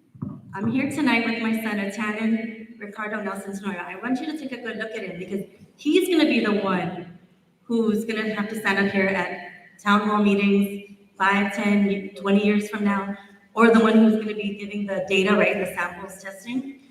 I'm here tonight, again, up here, because after the last one, I left really disturbed. For starters, can we stop saying mainland? This is our mainland. Wahan is our home. This is where we're from, and this is the only place we know as our mainland. So if you're gonna refer to the United States, refer to the state that has the testing, right? Be more mindful of where we stand in geopolitically, right? So we're trying to get to colonize, so let's just put that out there. And so when you say JRM is such a good partner, if a good partner was a good partner, they would be here. They were not here the first one, they're not here the second one. They're still an MTC.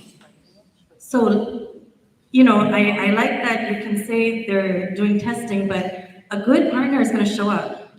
A good partner is gonna come with the data in hand, how you had the PowerPoint, and we appreciate that, but they should also have a slide saying, they did a test and this is the results. But more importantly, who is doing the test behind the fence? Because we keep saying behind the fence, inside the fence. This was all our village, Yigo. There was no fence before. So, you know, every time we keep hearing that, it's really insulting and it really strikes that wound, right? You're reminding us that, yeah, what once was ours is no longer ours.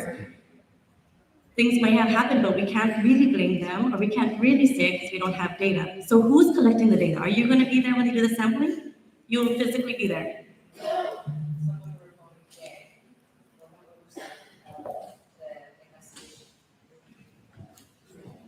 Guam EPA and US EPA will have oversight of any investigation that happens.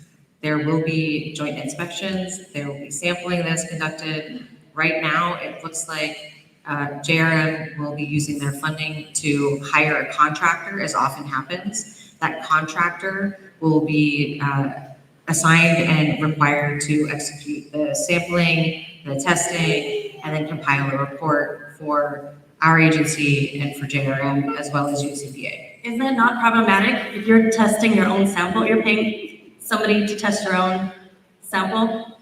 There's no one on island who currently can conduct the test. Yes. Guam EPA is working to build that capacity inside our own laboratory. And the funding that is being used comes from the CERCLA authority. So the test doesn't just go to DOD, it goes to US EPA and Guam EPA at the same time.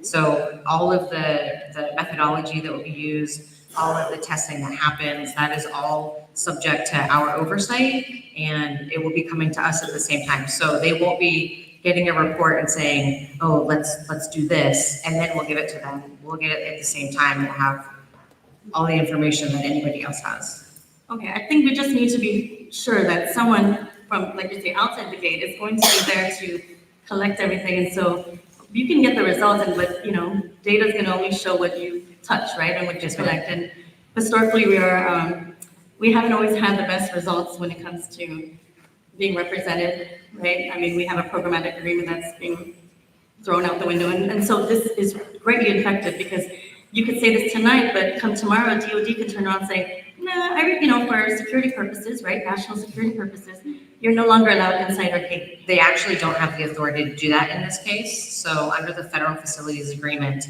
Guam EPA, US EPA, we have the same authority to request information from them and to request and have executed an investigation as we did.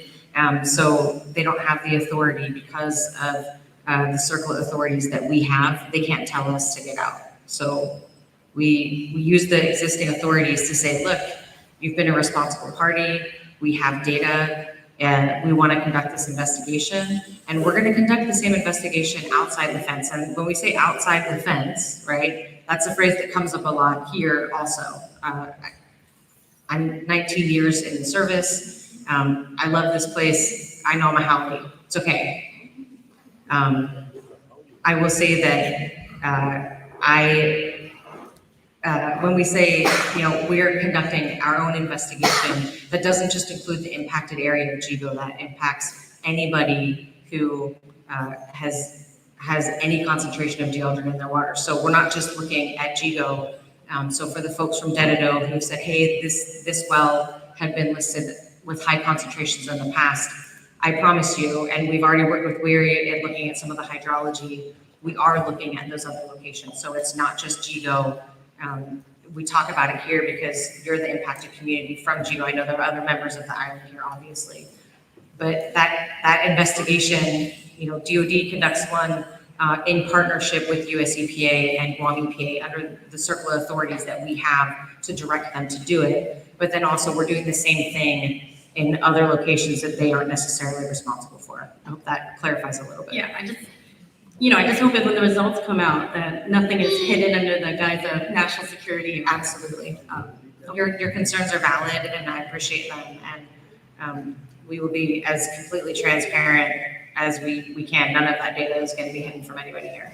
All right, and so the last town hall meeting, I was suggesting a database, right? As we heard, many people in our community are sick, whether they're sick recently or before. And I know you had mentioned before, like lifestyle environmental factors are a thing, but that's also very insulting because we're here not for a health fair or not to get to learn, what about obesity or diabetes. We're here to let you know as representatives that we already have these health concerns. And diabetes is not just dietary, right, or hereditary. It has a lot to do with the toxins, the metals that we're exposed to. So every time we have a town hall, I'm gonna mention my father who already died. And so you can say, yeah, maybe he smoked or maybe he did this, but I can also tell you that he was also very active. He was very healthy. There was no other markers, and his sister did markers for cancer, and there was no genetic markers. So when we're here, just know that there's many people who would also be here that cannot be here because they're dead. Yes, ma'am. Right? So there needs to be some record, and because this is being recorded, at least this can count as, a record, right? And so you can go through it and transcribe and do whatever you need to do to collect the data. Because you keep saying data, it's not just the data from these or the data from the test samples. We're data. How many people show up here tonight? This is data. Yes.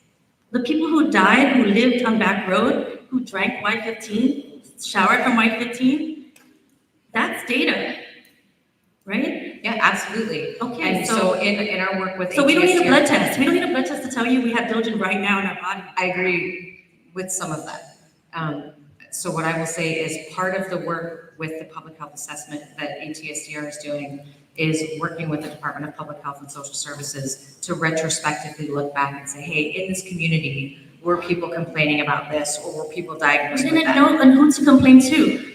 Right, so some of that is recorded in medical records and de-identified, and public health can say, hey, healthcare providers, I want to see any cases of X, Y, or Z that was diagnosed. They do it a lot with like medical billing codes, right? So they'll say, this person saw their doctor on X date, this was the diagnosis that they were given, and they'll aggregate that data so it's completely de-identified other than by. So if this was village. started, right, so if it's already been initiated, it needs to be spread because many people have left Island.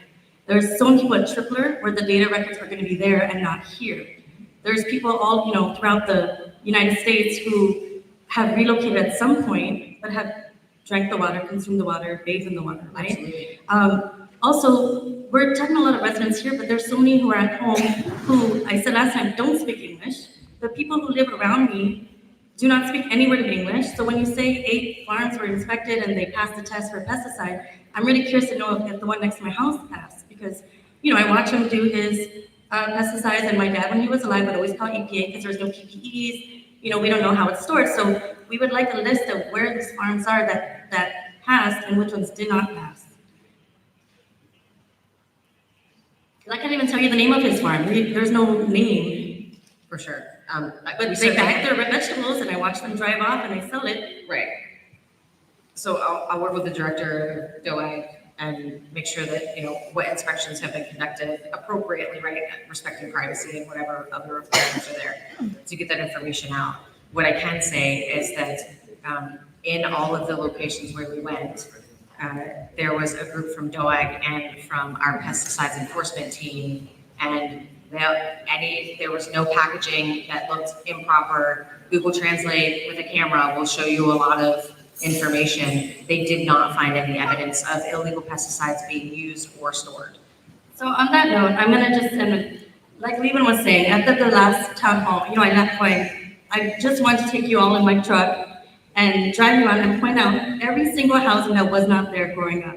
Because we can do that. Because those of us who grew up on Back Road, we know the apartment building in front of my house wasn't there. Villa Placita, which you may think is a subdivision, not even finished built, wasn't even fully done, wasn't there. And even when it was built, had like maybe only a handful of residents. The duplex across the street wasn't there. The store, Hello Mart, wasn't there. Island Pantry wasn't there. So all these things, when you were saying it could be based on construction or whatever in the foundation, you know, again, just know that that's pretty insulting for those who are sitting here, because we can tell you, in the 80s, growing up in the 90s, we had no neighbors. We can tell you which family member lived where and what was around it. So yes, there's an influx of houses now, right? And senators, that should be really looked into, because they're using the parental subdivision or whatever the thing is called. You know, so yeah, there's a surge, but if you're saying it's banned how many years ago, that really shouldn't have, you know, seeped into our water source. So, you know, I think you need to give us some more credit for those who are here who can vouch. We are the historical data, right? We can give you that history from what Back Road was, what it looked like. I mean, I would think you have records of land management, whose permits were where. So, you know, please, again, let's not try to downplay maybe the role that the only huge housing division had from the 80s, and I mean, from post-war to now.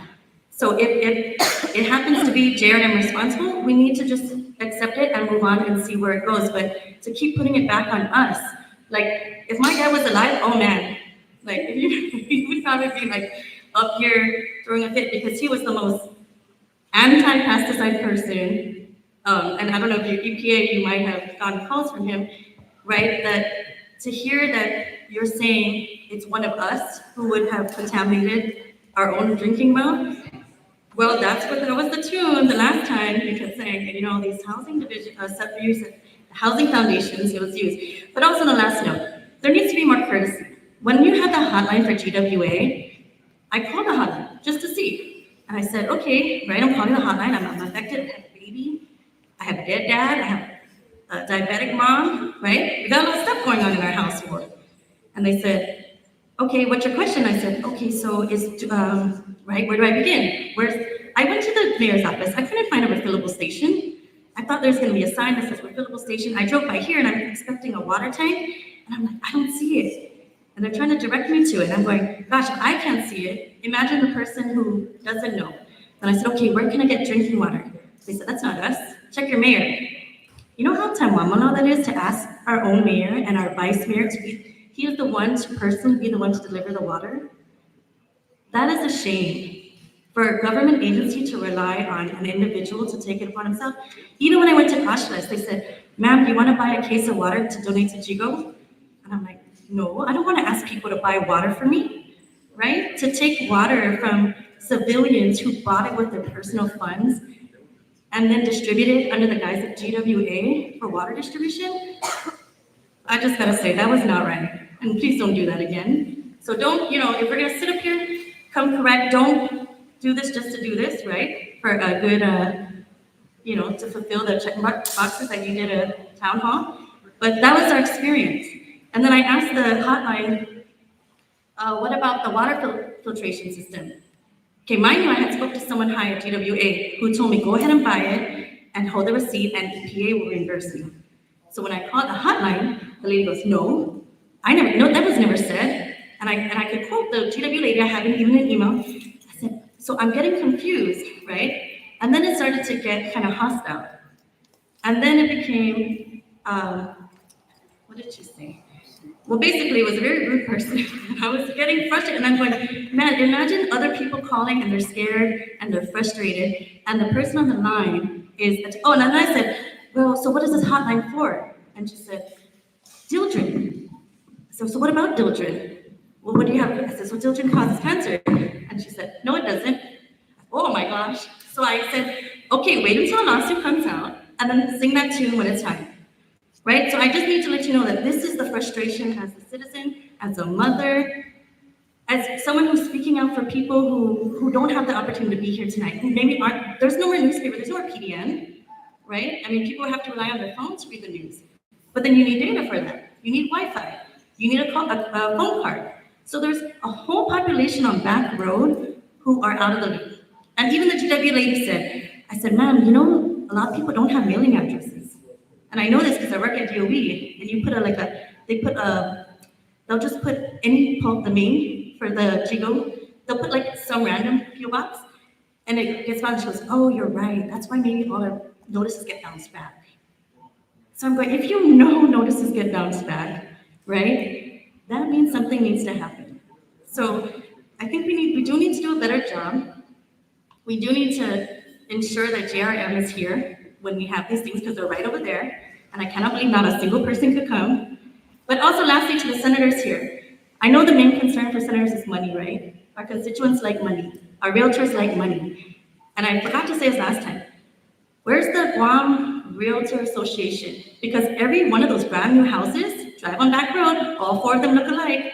Those new residents who buy that, there needs to be disclosure. You need to tell them, hey, by the way, that well you're gonna be hooked up to, Y15, was contaminated, maybe still is, maybe we fixed it, but there's none of that communication that happened. Because that's gonna affect the bottom line, that's gonna affect the cost of the house. Maybe that buyer's gonna pull out, right? And then you're gonna have the RE/MAX ladies on the KOAM talking about it, okay? So keep that in mind. If we're not gonna be concerned about our health and the data and the people dying, then you're gonna be concerned about the money. And there's so many new houses up there, and so if that's gonna be the determining factor to get some move on it, then, right, let's make some noise and get more action. Okay, see you tomorrow. Thank you. Probably you guys don't want to listen to what I have to say, We absolutely do, sir. but it's very technical. You know, you guys,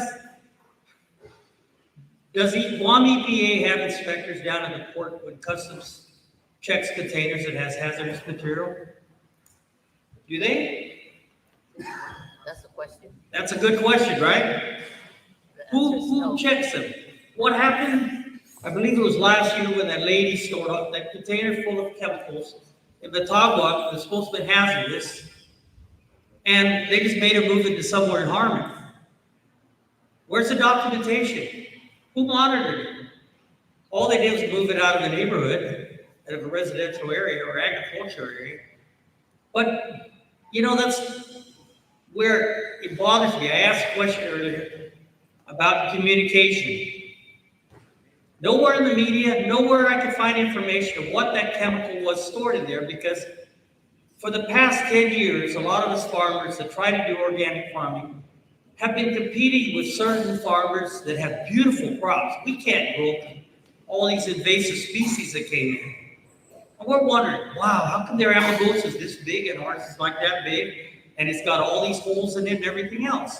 So we've been kind of amongst ourselves, been investigating and saying, what is it that they're doing that we're not doing? Why is it they're smarter than we are? So it all comes back to suspicion of maybe it's the chemicals, maybe it's the pesticides, herbicides, or whatever they're using to, you know, combat the effects of invasive species and this other stuff. But that's not what bothers me. It's the communication. You know, Glenn St. Nicholas knows I've been in all kinds of businesses. I've built gas stations. I've done remediation with fuel contamination. I've done work with Unitech and all these other big companies that do environmental stuff, remediating soil that's contaminated. And that's always been an issue with me, because there's some companies that you're required to mix a soil a certain amount to where you dilute it. The chemical doesn't go away, it's just diluted. So what happens if it goes through down to the aquifer and gets concentrated again, guess what? It's still a problem. So we joke around in the environmental business, the solution to pollution is dilution. Okay? Now, our aquifer, and you just qualify that statement, that the aquifer underneath Y15 is elevated. I don't know what the elevation is, because I haven't seen the latest hydrology reports. I remember your Army Corps of Engineers came out 30 years ago. They talked about the savanna areas in Yigo possibly containing chemicals that were coming down from somewhere. They never said anything about the aquifer. They just said it may contaminate the aquifer. Now, decades pass, here we are. We're getting contamination. We got contamination from dry cleaning chemicals in Marble.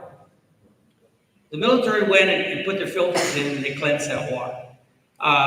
Up there in Upper Tumon, the Maui well went through the same thing. They went through a filtering process. Now Guam GWA is going through a filtering process. And I appreciate everything they've done to try to rectify that situation. It was me that made the recommendation that night at the town hall meeting to speed this thing up because it's serious. To get the acting governor to declare a state of emergency, to bypass all the procurement requirements, the BS with the AG about not signing contracts on time and stuff like that. So I know a little bit about this stuff. I do know also that DIELDRIN is less detectable at the surface than it is further down. And it's really detectable when it gets in the well. So my problem is, I haven't heard any communication on the technical part. What are we doing? We suspect Anderson contaminated. But we didn't hear any results of what the soil testing was like or whatever. First they said, oh, it's from the demolition of those houses. Well, we know, and I used to be a big military contractor in construction, and I know we constantly test soils. So my question was, okay, where did you test the soil? Did you test it underneath the floor slab? Did you bore test and test 100 feet down or 200 feet down where there's more of a concentration? I never heard anything like that.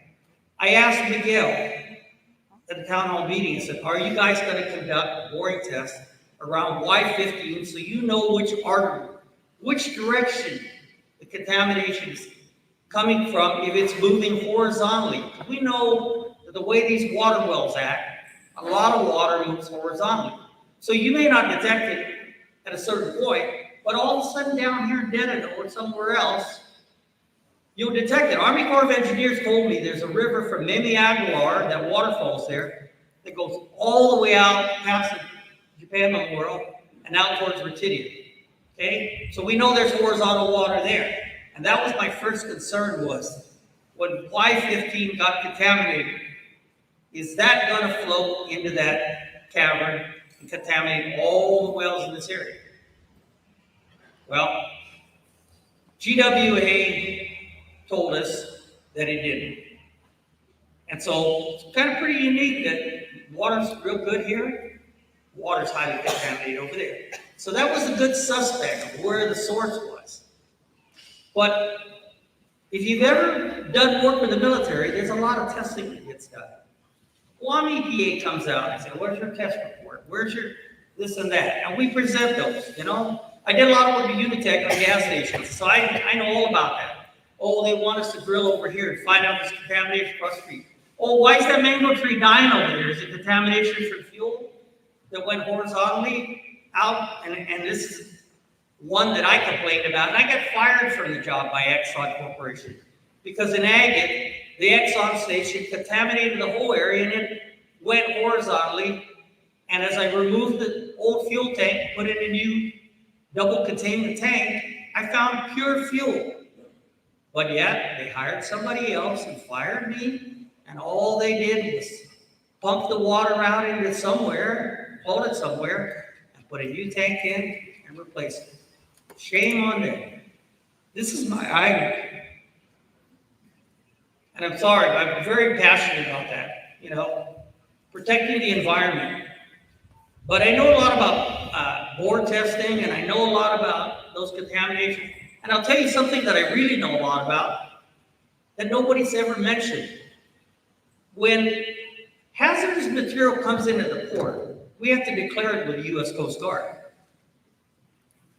And they normally do inspection. I know Guam EPA does it because I've hauled everything from back in the day when I was in high school. My dad had a company. We hauled a lot of transport for the Air Force. And we hauled Agent Orange, which they denied, DDT, and other crazy chemicals that had PCBs and other stuff in it. So I know there's documentation. Nobody's mentioned anything about going after that documentation. Nobody's mentioned about, there was a hazardous material facility. I don't know if it's still there. It's been a few years since I've pretty much retired and I haven't been up in Anderson. But right inside the main gate, when you go to the contractor staging area to the right, there used to be a big hazardous material facility. And I've been in there, and there's times when the drums leak and it went into the ground. They just kind of mopped it up, threw some absorbents on it, and hauled it out. Now, there was I don't know if it's still there, but next to the housing, there was a furniture storage facility. And they brought in the furniture after somebody moved out in TDY, and when the new people come in, they would specify so much furniture, and they moved into the house. In that facility, I remember when I delivered brand new furniture from a warehouse on Naval Station, that they were spraying something. And I asked them, what are you spraying? They said, Guam, it's got so much termites, not like the States. So we have to protect our assets. So we just spray it. Now, what they were spraying, I don't know. Could have been DIELDRIN. I heard DIELDRIN was used for that back in the day. And I'm talking about the 1980s. Now, there's got to be some documentation somewhere. I've hauled hazardous material, and we document everything, including the people that hauled it. I have 2 people in my dad's company that died of liver cancer. And they were 2 of the prime people that hauled hazardous material. And they told us it was safe. And we walked through building 606 and 609, these old Quonset huts down at Naval Station. And they were literally pooled in there. And what they did was they dammed up the area surrounding the building so the chemicals could get contained. What they did with those chemicals, we don't know. We walked in there with our boots. We ate our sandwiches in there when it was raining. So what these people are talking about, cancer, diabetes, comes to mind. And so I'm just asking, can you please do your due diligence and communicate with us? Because like you were saying about contacting your primary physician, we all know that the healthcare companies only will run tests according to what they approve they have done. Now, do we pay for it out of pocket? Or is somebody else going to come in and say, we're going to subsidize that because we're doing this study? We want to make sure that we want to eliminate that as a cost. So let's look at that too. But the documentation, and I'm going to ask senators, potential lieutenant governor, please, when you get in there, you need to give EPA the tools they need to enforce, give them the knowledge, and give them the authority to find things and to regulate things that may hurt us and our children. It only makes sense, right? I was in Hawaii when they had the diesel contamination in the water system. That took a long time to report it. And I was a tripler, and one of my family members was staying down where the contaminated area was, and when I opened the faucet, and even when I flushed the toilet, I said, something smells funny. They said, oh, Hawaii water is kind of stale. And I said, no, it's not stale. I deal with petroleum contamination, and I know what's in there. That's contaminated with fuel, most likely diesel fuel or kerosene or some derivative. And then all of a sudden, a week later, here it comes out in the paper. They're doing all these studies, they're moving people out, and they're doing remediation. That was a big cost. Guam traditionally doesn't get reimbursed for a lot of things. A lot of people, they complain about self-determination because we really don't have the right to do certain things like states do. And I think that's why the local people are angry, is because we don't have those rights to do certain things. We don't have the rights to accuse and do this and do that like they do in the mainland. If this would have happened in the mainland, it would have been all out war in the courts. But it's not. But these decent people, they're just asking to be decent, to communicate with us, and that's something we didn't see at the first town hall meeting.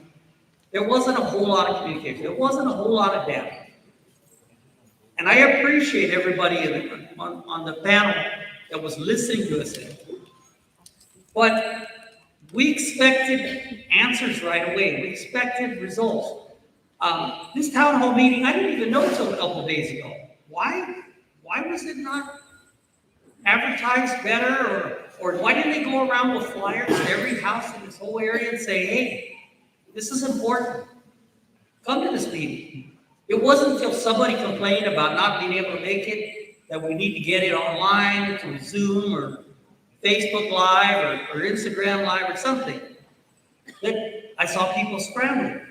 But I'm just asking you people. I know a lot of you on this panel are local. You drink the water like we drink, you eat the same fish, we eat the same food. Please. We trust you and we hope that you'll take care of us. That's all we ask. But like I said, there are ways that you guys can trace some of this stuff that obviously hasn't been discussed. And I would like to see that, because my gut feeling is it's not conclusive to the military. Everybody says it's the military. We're famous for pointing the finger at the military. The military fixes everything, right? We don't got no power. Uncle Sam will send military units or something. Send FEMA. Well, this is a good case for FEMA, because this could be a disaster. This is something that has a potential to kill us. Maybe not right away, but it will kill us. And I just like to see better results. But I want to point my finger at the politicians, because I really don't think they've done their job. There's a few of them that get up there and preach and say this and that. They're going to do this, they're going to do that.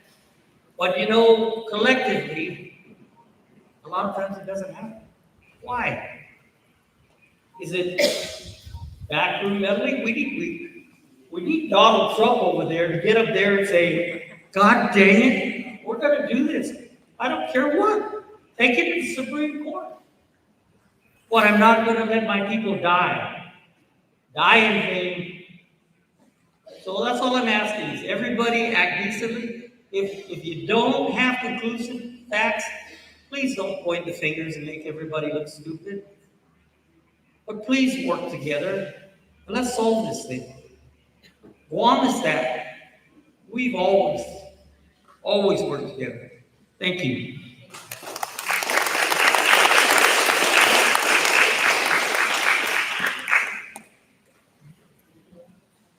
My name is Rosita Kaikanuha, and last year I was really sick, very sick for 7 months.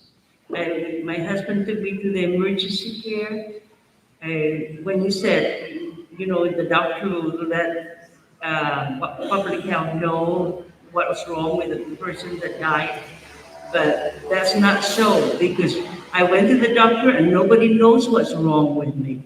I was having problem breathing. I couldn't even, talk. I was just whispering.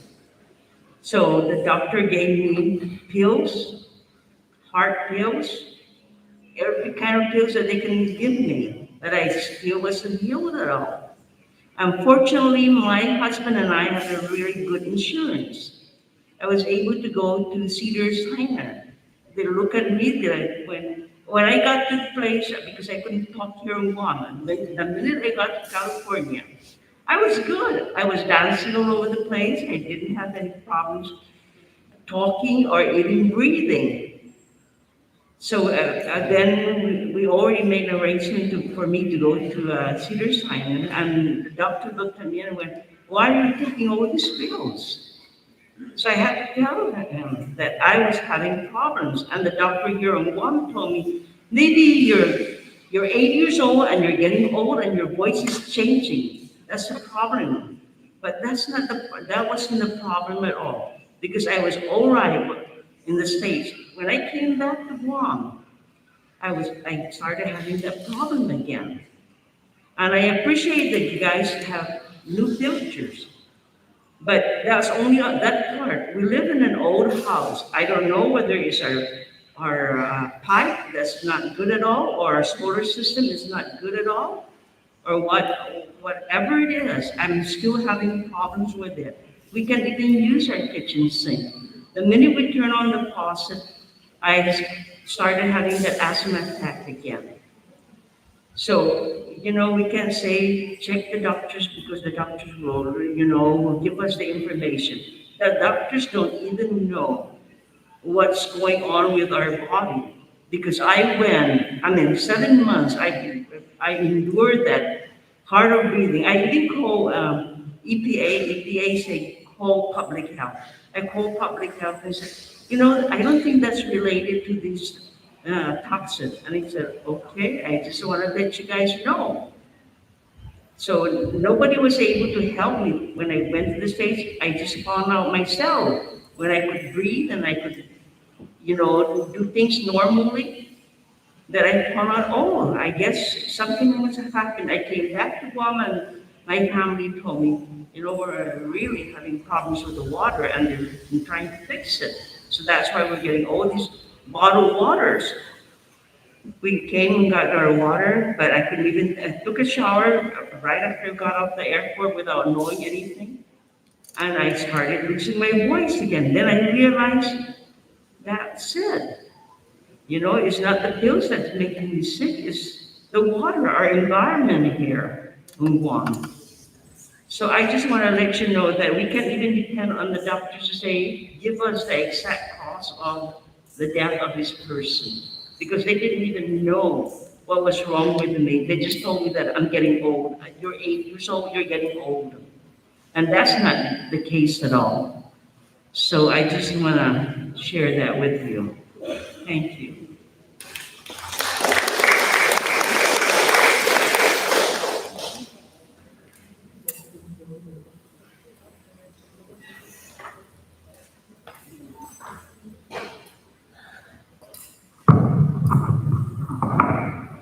I'd like to thank each and every one of you guys for coming out tonight and for us sharing this information to you. And as more information becomes available, we definitely will reach out to you guys to update you in some of the things that we're doing. Staff here has been working around the clock. Some of us have been up since 4 o'clock this morning doing webinars and still found our way to come out here because it's an important thing to reach out and to inform the latest updates so that you guys are aware. We're trying to work together. We continue to investigate the sources and possible sources of this contamination, and we did not cease doing our work. In addition to our everyday work in protecting human health and the environment. So, I ask for your patience and we'll do our due diligence to keep you guys updated. We have to update the legislature as well. And then after the legislative briefings, we try to do the board and then, basically the town hall meetings. So thus far, there's no contamination in the wells. The GAC systems that are in place is working. They're doing monitoring to see if there's any breakthrough so that they're on top of it. We went from quarterly monitoring to monthly monitoring so that we can increase that data gathering to ensure that there's no breakthrough so that the water is safe to consume. So again, thank you for your attendance and your participation. We have a lot of this information on our EPA website, and the slides are going to be made available to the Yigo Mayor's office, as well as our website. There's cards that are placed in the front there. Please feel free to take it. Give us a call. There's still the hotline numbers that are on the cards. If at any time you have any questions, please feel free to reach out to us. Thank you. Good night.